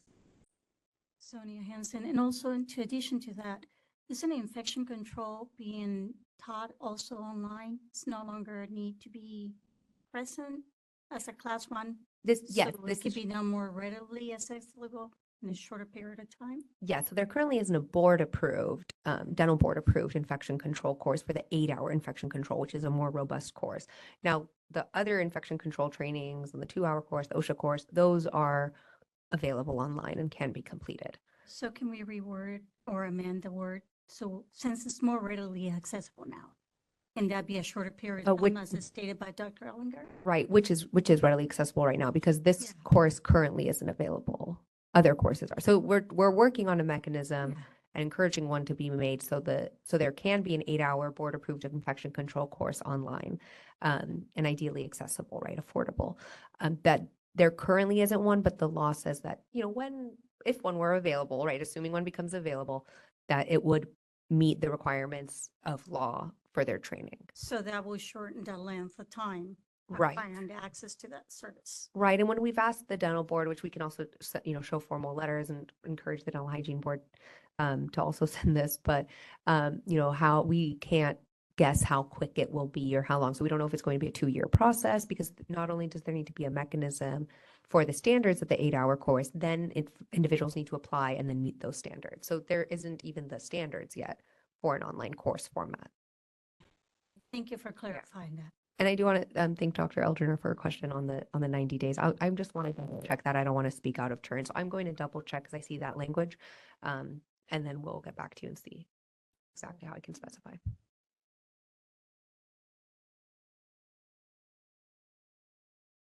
Joanne Galliano, and again, I've been involved with the discussions with this from the aspect of CDHA. The issue though here is you're taking someone unlicensed off the street with no training or no knowledge of what it means to handle instruments that have blood or saliva, to sterilize a room that has blood or saliva, to even know what to clean in a room. And you're saying that they can have patient contact and they can deal with these potentially infectious materials without any training at all. And I think the bill could be amended to allow, there are 8-hour infection control courses out there. They exist. They just haven't been board approved. So again, the board can approve existing, they don't have to create their own, they're out there. The National Dental Assisting Association has one, an 8-hour infection control program that's available. My concern is if we're looking at consumer protection, we're not looking at job market availability at this point. We're looking at consumer protection. I personally would not want someone working with me that didn't have basic training in infection control. And again, I think that the issue that CDHA has with this is not, however you deliver it, it's fine. It doesn't matter if it's online. It doesn't matter if it's a lab. Just they need to have at least some basic understanding of what they are getting into and how to protect themselves from injury. And some of them don't even know what PPE is, what personal protective environment. I've seen assistants turn gloves inside out because they thought they could just wash them off because they don't understand. So to me, the fact that we're saying that we're going to give them 90 days, in 90 days, you can infect a lot of people and you can infect yourself. Time. So I just don't think that, again, with food service, they have to do it immediately. They can't be employed without a food service license. Let's make it so, get them trained, get them on the job, make it accessible.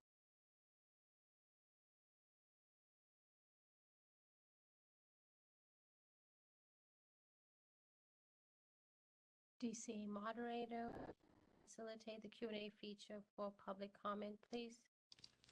Certainly. If anyone would like to make a comment on the bill in discussion, you may look for the hand icon and click that to raise your hand. Our calling users may press *3 to raise their hands. And the other option is to look for the question mark icon, click that, type the word comment into the text box and click send. We do have a request for comment from Linda Brookman. Linda, I'll send you a request to unmute. And you're unmuted. Go ahead. Thank you for taking my comment again. I fully stand behind what Joanne Galliano had just said. It's even a little shocking to me that they can just take an online course. I know in dental hygiene courses, there's a whole the didactic part of it, but there's also the clinical part of teaching how to wipe things down, what to wipe things down, what to look for, how to prepare the instruments and such. And to have someone with no knowledge of infection control, it needs to be, they should not be working with patients until they have passed this course. Thank you. Thank you. We do have one more request for comment from Cheryl Greer. Cheryl, I'm sending you the request to unmute. And you're unmuted. Cheryl Greer again, RDHAP. I think for public safety, it's crucial that training is performed ASAP. I would even say even before they get into an office, have some type of training on OSHA. I would as well was a dental assistant before I became a hygienist. So in working in different offices, I see OSHA failure all the time. So proper sterilizing and cleaning the room properly to prevent the spread of disease is crucial. So for the public safety, I would have to say this is should really be looked into. Thank you. Thank you. And next request for comment is from calling user 23. And calling user, you can press *6 to unmute your microphone.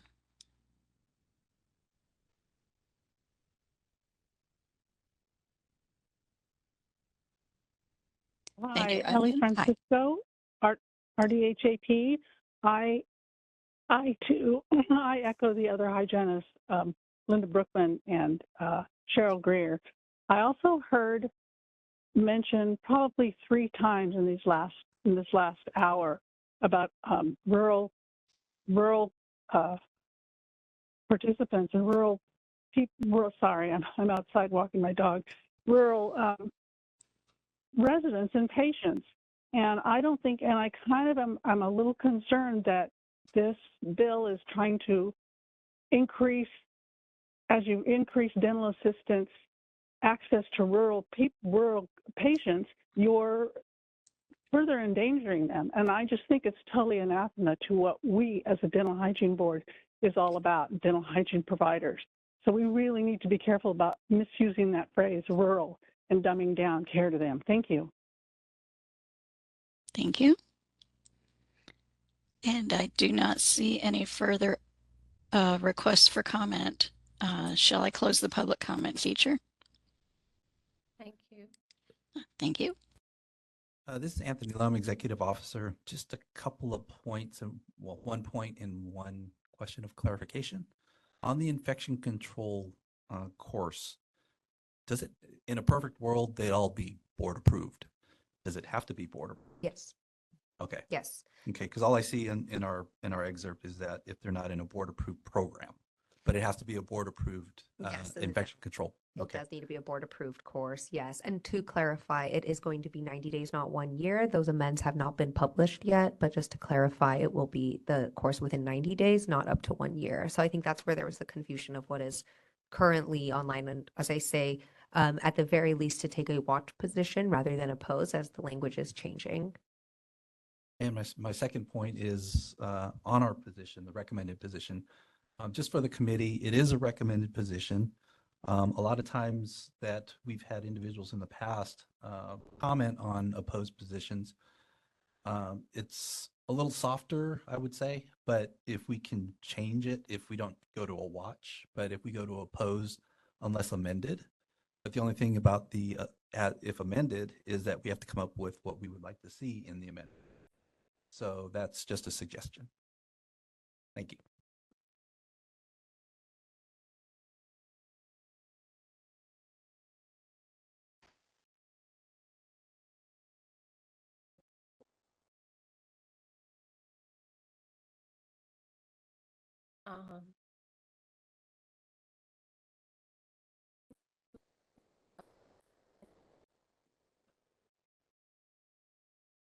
Okay, okay, okay.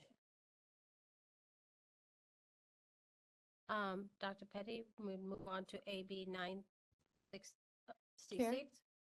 So I just want to make sure I'm clear. What is the committee's position then? Is it oppose unless amended, or is it watch? Can we just come to some consensus around that, please? Oppose, in my opinion. So may I state on that, it could be supported amended or oppose amended. Unless amended. So it could be either or.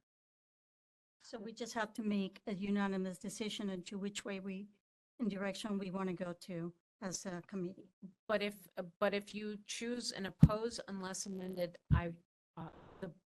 we would need to advise the author as to what you want it to be amended. Can I enlighten a little bit on that? And I know and I understand the resonant feelings of the rest of the community of hygienists, but this is something that is being looked into further also prevent, because we can't help to happen. Things are going to happen whether we want it or not. So we creating a path that at least is going to help eliminate some of the losses or anything like that, right? This is more for, sorry, let me restate that as if I'm being clear about this.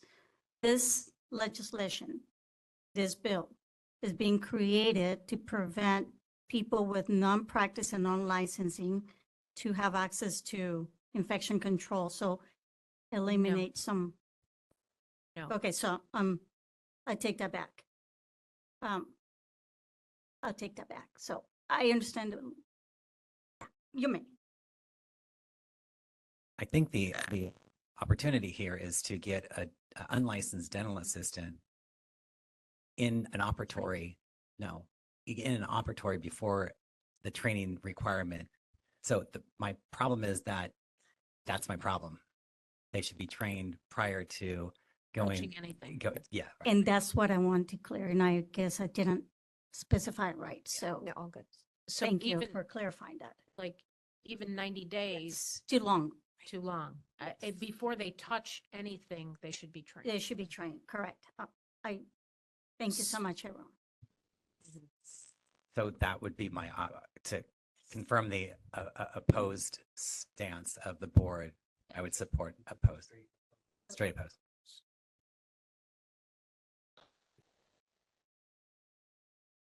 This is Anthony Lum, Executive Officer again. The straight oppose that can be presented as recommended from staff.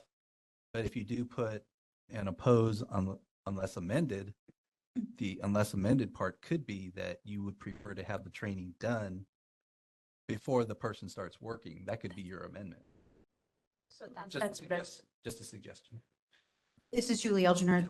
It sounds as though the concern is around the 90-day grace period, whether it was 90 days or 120 days or 1 year or whatever that language is. So as I am listening to the discussion from our committee members as well as from the public, the concern seems to be around the ability for the dental assistant to be able to have access to the public without having the 8-hour course for that time period. So it seems to me that the position could be oppose unless amended, and the amendment is the removal of the 90-day, 120-day, or the 1-year time period.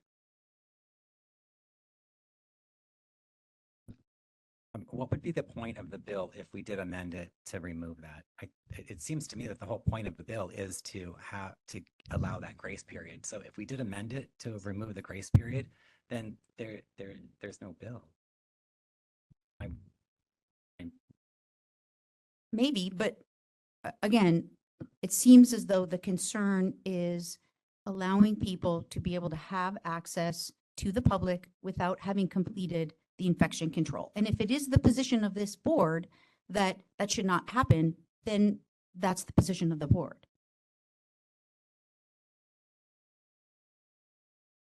Can I just to give a little history? I mean, a bill was passed last year that did say that they would not be able to, the whole reason for this bill was that there was a bill last year that required dental assistants, unlicensed dental assistants would have to be trained prior to providing patient care.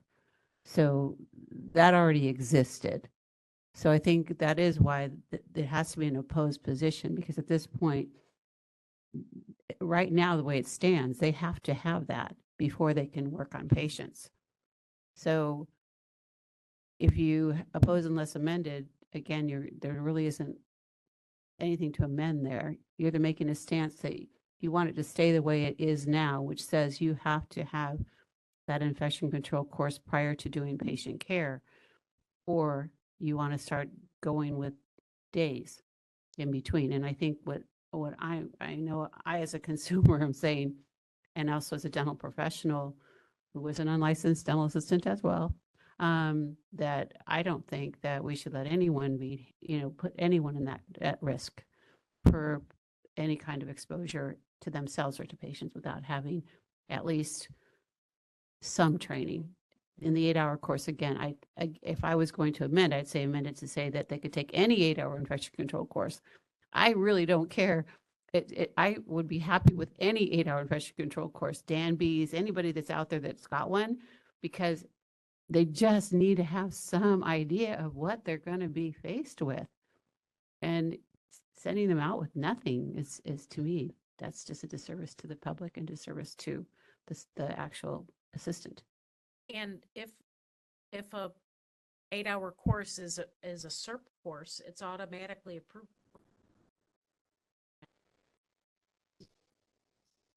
Yeah, if it meets the standards of what is needed for the California Dental Board or the Dental Board of California. I did also want to share so that, there was the 120 days, but prior to last year's sunset bill, that would give 120 days. So this language is already more conservative than what happened before 2025.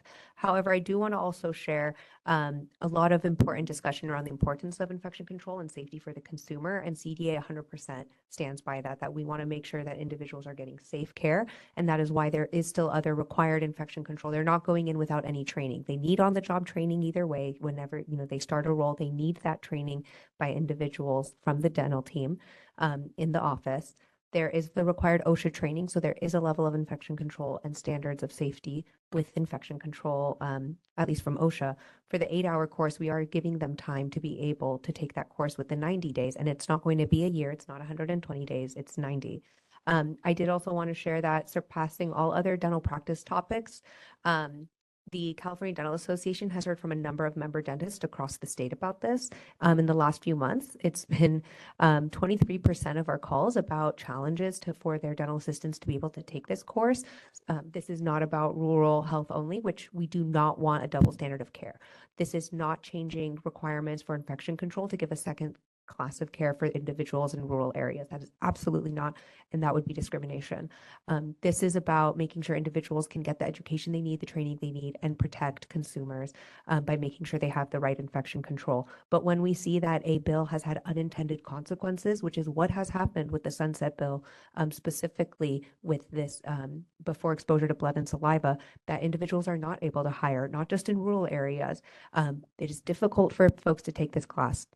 Now, with the oppose unless amended, if the board wants to recommend that other 8-hour infection control courses could be offered online, that is up to the board. But at this time, we see a significant challenge with hiring, training, and we think that the 120 days, it was, well, the 120 days that has been repealed, to at least consider 90 days of continuous employment to be able to take the course in that time while still doing on-the-job training to prevent any kind of disease spread within the office because of that extra training that even if they take the 8-hour infection control course, we don't want them to just and then start working without all the job training. Either way, that would be required. A level of infection control understanding would be required with the OSHA course.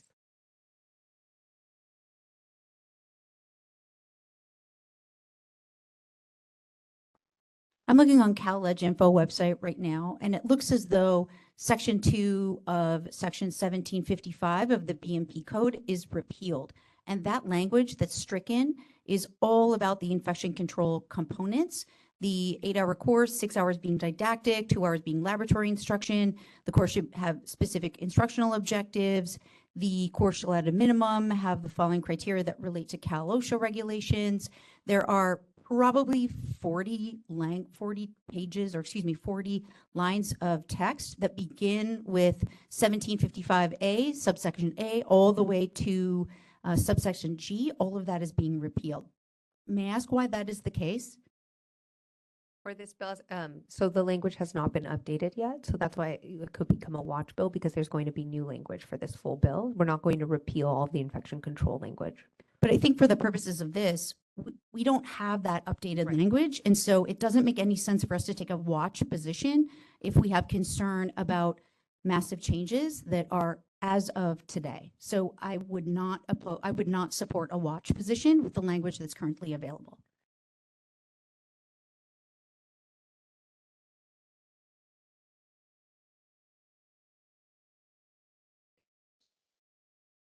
And I do want to mention about the shortage of dental assistants is there, but safety comes first. But whoever is applying for the dental assistant jobs, they are coming with training. And like, we rarely see people coming and they want to be dental assistants because they want to learn on the job. That's not happening a lot lately. It's mostly people who want to be dental assistant. They go to the schools for dental assistant training, and then the schools, they go through infection control. And the rule was about 180 days of time was given earlier for them to get this 8-hour training, but still then it was hard for us to find those classes. And finding a class for 8 hours is even more difficult now. I personally recruited an assistant who went through the Carrington College courses. She had 8 to 18 months of training, but still we had to make sure she had a training within the 90 days. Until then, she could not touch a patient. And it was really hard for us to find a training for her in the 45-day period, because the board certified trainings are really difficult to find. And sometimes the challenges of having people travel to farther distances to get the training done for the 8 hours is also challenging. So if they do a 2-hour infection control training and they wait to get the 8-hour training in that 90-day period and get on-job training has been allowable for a long time. But I think as dentists, the dental team does not want to put the patient at risk or the other staff members at risk. That is definitely taken into consideration. But we should probably have more dental board approved infection control courses, which will increase access for the assistants to get trained. That might be an area we want to focus on, because that's actually a limiting factor right now. So anyone that's gone through, say, Carrington dental assisting program, if they apply for their license and get their RDA, they don't need to take the 8-hour course. They only have to take the 2-hour. It's the unlicensed dental assistant that needs the 8-hour course. But everyone who goes through the dental assistant program training does not get the RDA certification. They have to take again a RDA, board certified RDA course to get. No, they can apply. Yeah. But everyone is not applying. Some people just want to be a DA. Right, which at that point, yes, then they do take the 8-hour. Yeah. But if they've already had it with, why can't they get their RDA? So, it's neither here nor Mhm. there. But licensed dental assistants, RDAs, not need to No. take the 8-hour course. It's it's a 2-hour infection control course from the dental board. Only if they're an unlicensed DA. And a lot of those unlicensed DA are people street. So not necessarily, if I've spent the money to go to Carrington and get take an RDA program, I'm going to get my RDA license, but I can't answer to any of it. So. Okay.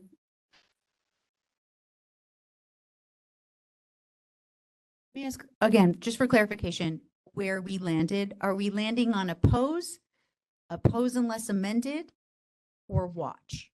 I think we are going with the pose. Right? And if we oppose, or if we oppose unless amended, we have to offer specific language to the author's office where our areas of concern are. And for the purposes of this discussion, it sounds as though the concern is that the 90-day component, the language that's currently available is up to 1 year. And we also have concern over the stricken language, which is section 1755 of the Business and Professions Code being repealed. Is that a fair summary? Okay, thank you.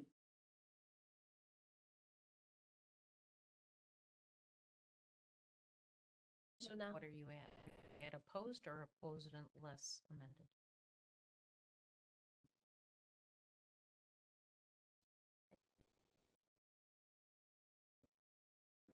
so who's gonna, how are we gonna write?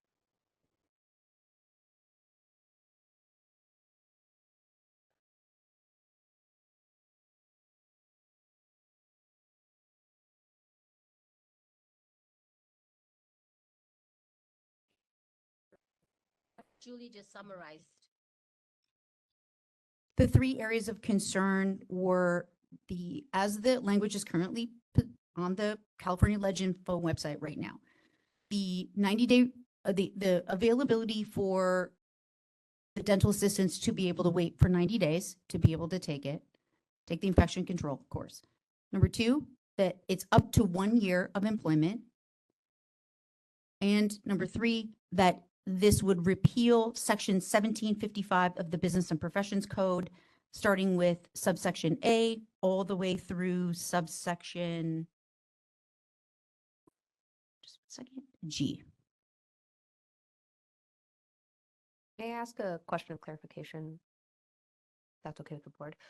So if board staff is being directed by the board to share these concerns, and by the time the letter is written, there is new language out that is going to address these concerns or may not address these concerns, is there an ability for to consider at the next dental hygiene board meeting, or to just be aware that there may be time and energy spent on a letter by the staff that is not going to address language of the bill? Again, just here to think of staff time and capacity and giving a good faith heads up that language will change. But I also understand that you have what is in front of you right now and you need to go based off of that. I'm just trying to give a good faith effort, understanding staff time. Yeah, this is Anthony Lum, Executive Officer. If the committee chooses to recommend the opposed unless amended position, of course, the full board would have to approve that. But we would basically create the opposition letter with the amendments with the current version of the bill that we're viewing. There would be an opportunity to change that stance because we will be in July. I know that's after committee hearings and the like, but that's the closest that we could come to that unless there's a additional meeting convened. But that would be the next time we would address it, is in July. And just in the good faith thought. So if the concern is 1 year, it is changing to 90 days, but I'm also hearing from committee members that they want it still to remain before exposure to blood and saliva. So just putting that out there as a thought too, because we are addressing the 1 year, but I think there's some stronger language that your board would like to see. So in good faith, just sharing that. We are addressing the 1 year, but maybe not to the extent that the board would like. Yeah, this is Anthony Lum again. Yeah, just from what I heard from committee members is that, the concern, even with the public, is for individuals who are unlicensed to even start working without this infection control training. So, as a consumer protection agency, that's something that's very top priority for us. And we can work with Representative Alanis to be more specific on what infection control measures are required. So if not the 8-hour infection control course, what kinds of consumer protections we do have in law and also in practice. I'm against changing the board's position from opposed to opposed unless amended. The amendment that we want to propose is the change of blood and saliva exposure. That's the whole point of this bill. So we're wanting to amend something that the whole point of the bill is to allow the unlicensed assistant to go into practice before their exposure to blood and saliva, yet the bill is stating the blood and saliva. So we're asking them to amend their entire bill. That just doesn't make sense that the author is going to make those changes. So why are we spending our time on amending a bill when we know that that amendment is it'll be fruitless for us to amend the bill? Can I make a comment too? And at this point, the law is written to require that they do have training prior to working with patients. Which is what we're asking. That is the current law. So yeah, you're asking to amend the bill back to what the current law is. So I don't know that you want to ask to, I think Michael's right. At this point, you oppose it because basically you want what's in law right now to stay in law. What I'm hearing this is the primary concern. It's in law already requiring that. So there would be no reason to amend this bill to require what's already in law, just to oppose it, because if you oppose it and it fails, then you're going to have what you want. You're going to have the training have to happen before they're involved with blood or saliva.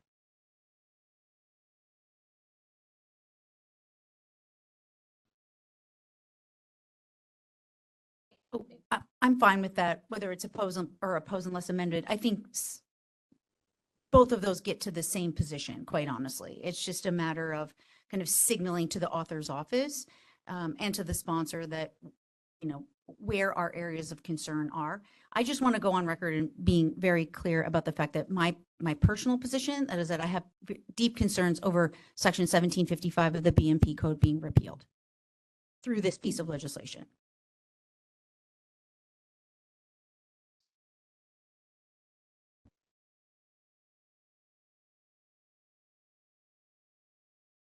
So just to clarify, we're going to stick with oppose for AB 873.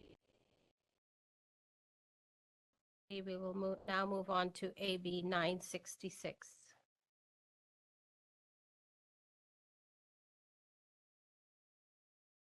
Sorry. That would be Carrillo Dental Practice Act, foreign dental schools. This bill would maintain approval of any foreign dental school whose program was approved by the board prior to January 1st, 2024, until the school has been issued a denial of accreditation by CODA and the school does not appeal. The school has been issued a denial by CODA following the completion of the appeals process, or the school withdraws its application for accreditation by CODA, provided the school applies for accreditation on or before January 1st, 2026. This bill would require an applicant who is a graduate of a foreign dental school with its extended approval to agree to practice dentistry full-time in one of 5 specified practice settings for at least 2 years, first 3 years of licensure. Staff is recommending a watch position. Committee member discussion? Any in-person public member discussion?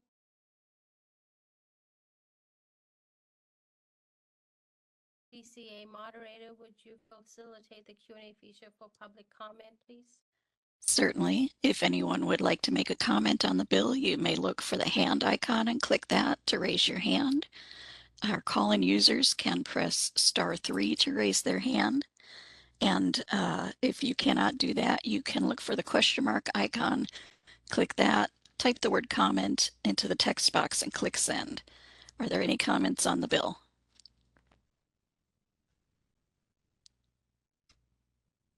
I do not see any comment requests. Shall I close the public comment? Yes, please. Thank you. We will now move on to SB 62. That would be by Menivar, Healthcare Coverage, Essential Health Benefits. Hopefully I didn't massacre their name. It would express the intent of the legislature to review California's Essential Health Benefits Benchmark Plan and establish a new benchmark plan for 2027. And the staff is taking a watch, or staff recommends a watch position. Any member comment? Any in-person comment? BCA moderator, would you facilitate the Q&A feature for public comment, please? Certainly, if anyone would like to make a comment on the bill, you may look for the hand icon and click that to raise your hand. Call-in users may press *3 to raise your hand. Instructions are on the screen. Are there any comments on the bill?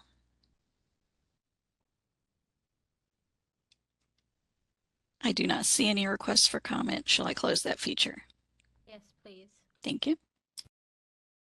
We would now move on to the last SB 350. That would be Calbadon Health Facilities. This bill would prohibit a private equity group or hedge fund involved in any manner with a physician or dental practice doing business in the state from interfering with the professional judgment of physicians or dentists in making healthcare decisions and exercising power over specified actions, including, among other things, making decisions regarding coding and billing procedures for patient care services. Staff recommends a watch position.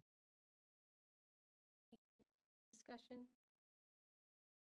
I do. This is Julie Elginer. I just want to say that this is an incredibly important bill from the standpoint of as more and more facilities, particularly in rural parts of the state, fall under things like maternity care deserts, and we're struggling to provide care. We have seen an increase in the number of private equity firms that have come in and, quote, rescued these facilities.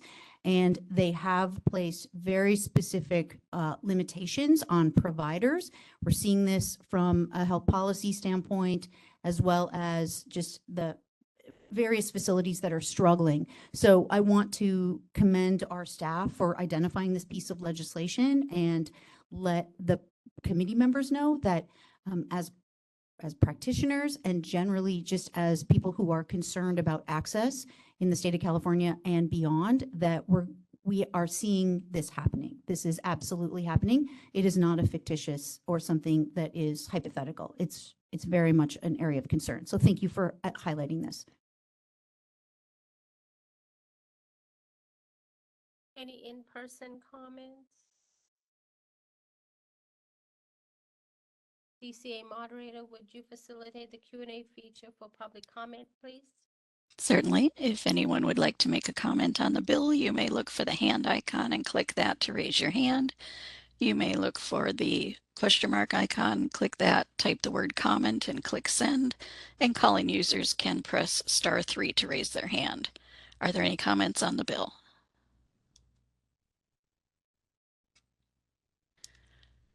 I do not see any requests for comment. Shall I close that feature? Yes, please. Thank you. We are now going to vote.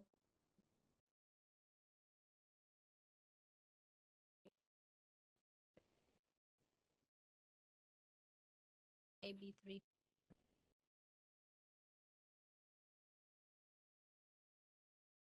I had a question for because of the recommendation for AB 341 in the committee members' addition of the RDHAP's aspects and in trying to include them. And knowing that this board is a consumer protection agency, does that really apply for us to try and inform the author of the bill to include that license category? Or is that something that professional associations should support and push? I mentioned to support if amended. Understanding more information about the bill, I'm okay with a watch position if the board wants to just continue to watch this bill. Thank you for that clarification. Yeah. From staff. Before we vote, I did want to just understand what the board's position was on AB 350, healthcare coverage treatments. Currently as support, but we also talked about having a watch position. Right. Support, okay. All right. Very good. So should we clarify each of the bills? Okay, so AB 224 is a watch. 341 watch. 350 support. 371 watch. 489 watch. 873 oppose, 966 watch, 62 watch, 351 watch. Can we have a motion? Is there a motion? Please identify yourself and then make the motion. This is Julie Elginer. I move that the committee I move for the Legislation and Regulatory Committee to recommend to the full board to approval for the proposed positions as follows. AB 224, watch. AB 341, watch. AB 350, support. AB 371, watch. AB 489, watch. AB 873, oppose. AB 966, watch. SB 62, watch. SB 351, watch. Is there a second? I, Sonia Hansen, seconded.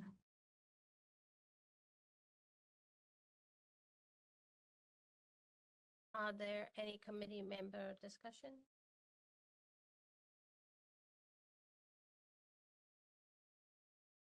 Are there any in-person public comment?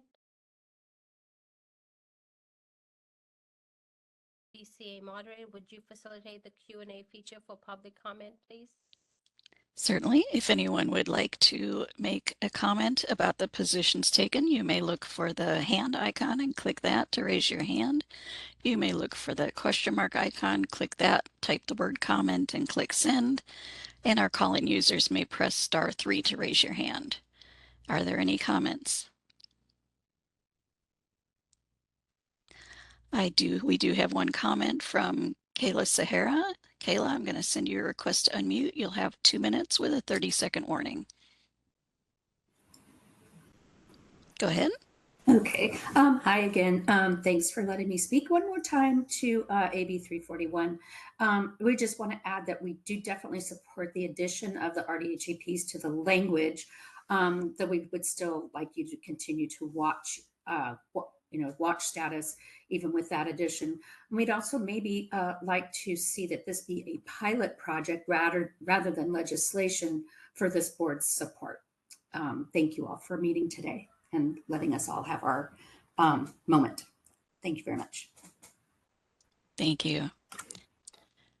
I do not see any further requests for comment. Shall I close that public comment feature? Yes, please. Thank you. Thank you.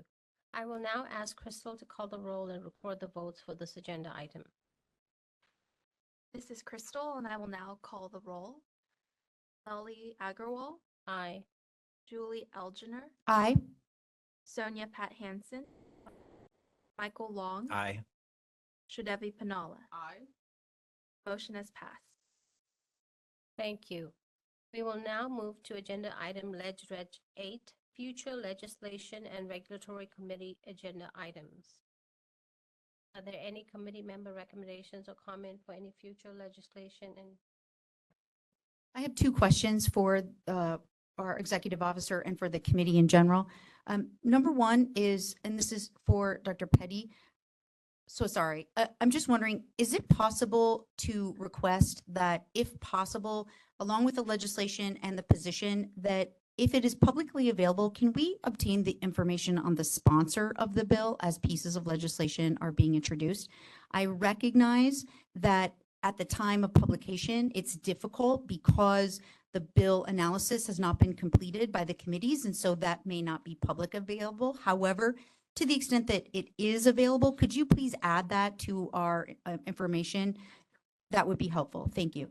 And my second question is, and I think this was alluded to earlier, given the fact that we do not meet again as a committee until July, is there a mechanism for this committee to be convened between March and July, given the fact that there is oftentimes moving parts, as well on the positions that we've taken, as well as bills, could become that were spot bills, could be moved into language that may pertain. So I'm just curious, is it possible to reconvene, or how does that work?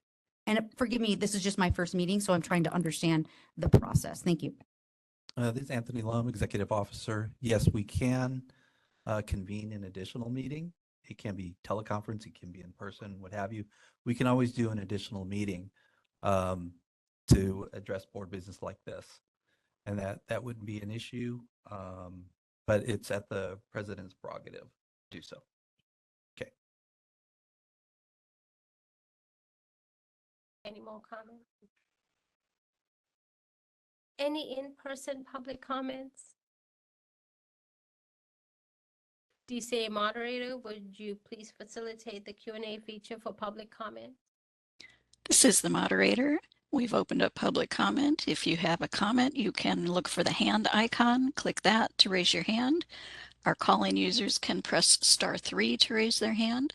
And if you can't find those, then the question mark icon, you can click on that. Type the word comment into the text box and click send. Each speaker will have 2 minutes with a 30-second warning. Are there any more comments?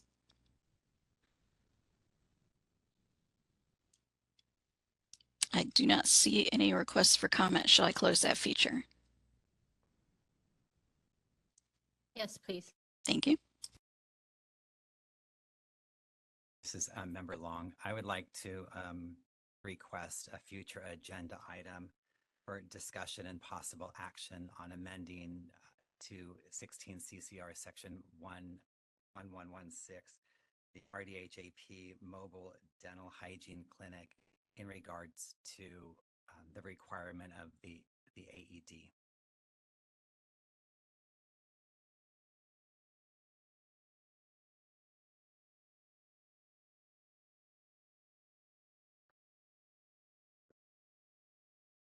Thank you all for attending the Legislation and Regulatory Committee meeting. We will now adjourn at 2:58 p.m.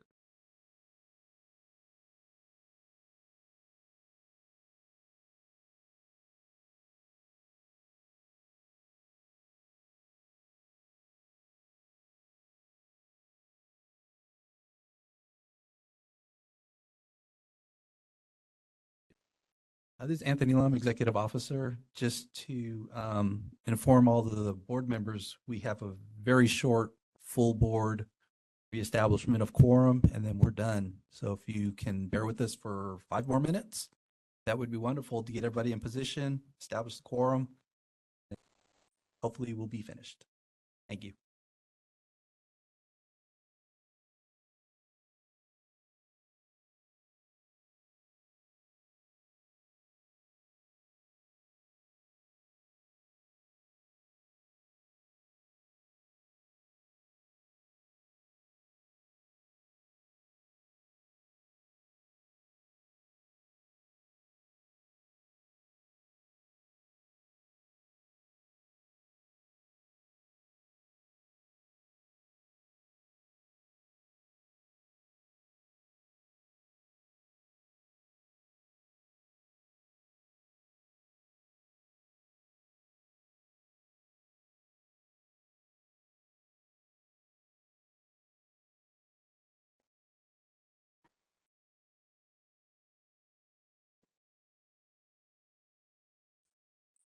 Thank you. Now we'll be moving to Agenda 7, future agenda items.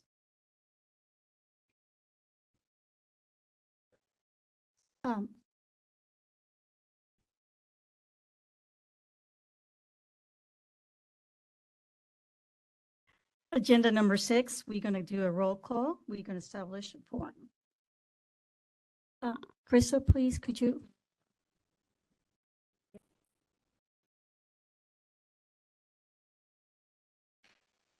This is Lily and Agarwal. I will now call the roll. Commissioner Present. Pat Hansen.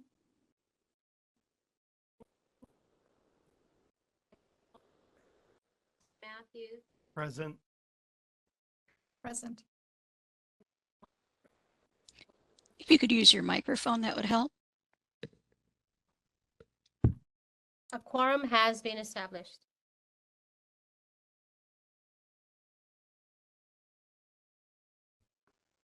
Thank you, Nayeli. Now we move into agenda number 7. any future agenda items? Their board have any recommendations for future agenda items?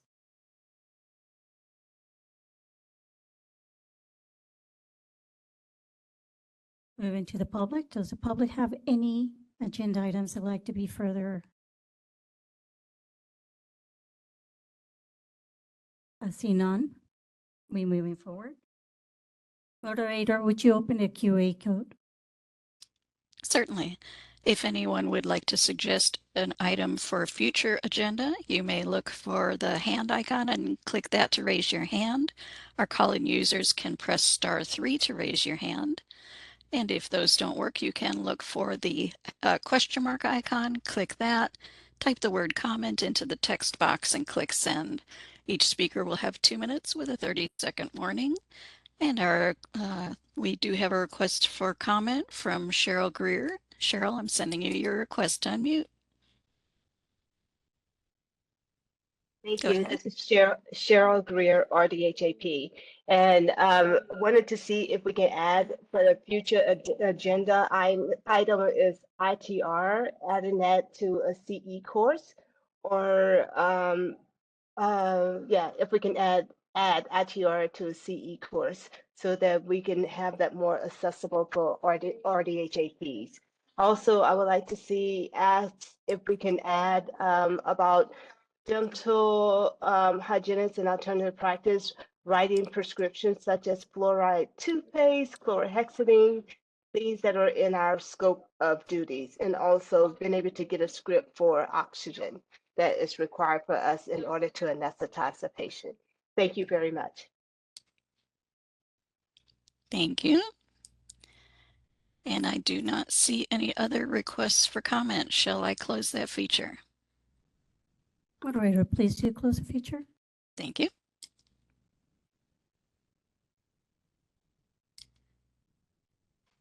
Moving on to agenda 8. Are there any comments from the public, or the meeting is adjourned? Thank you for your attendance.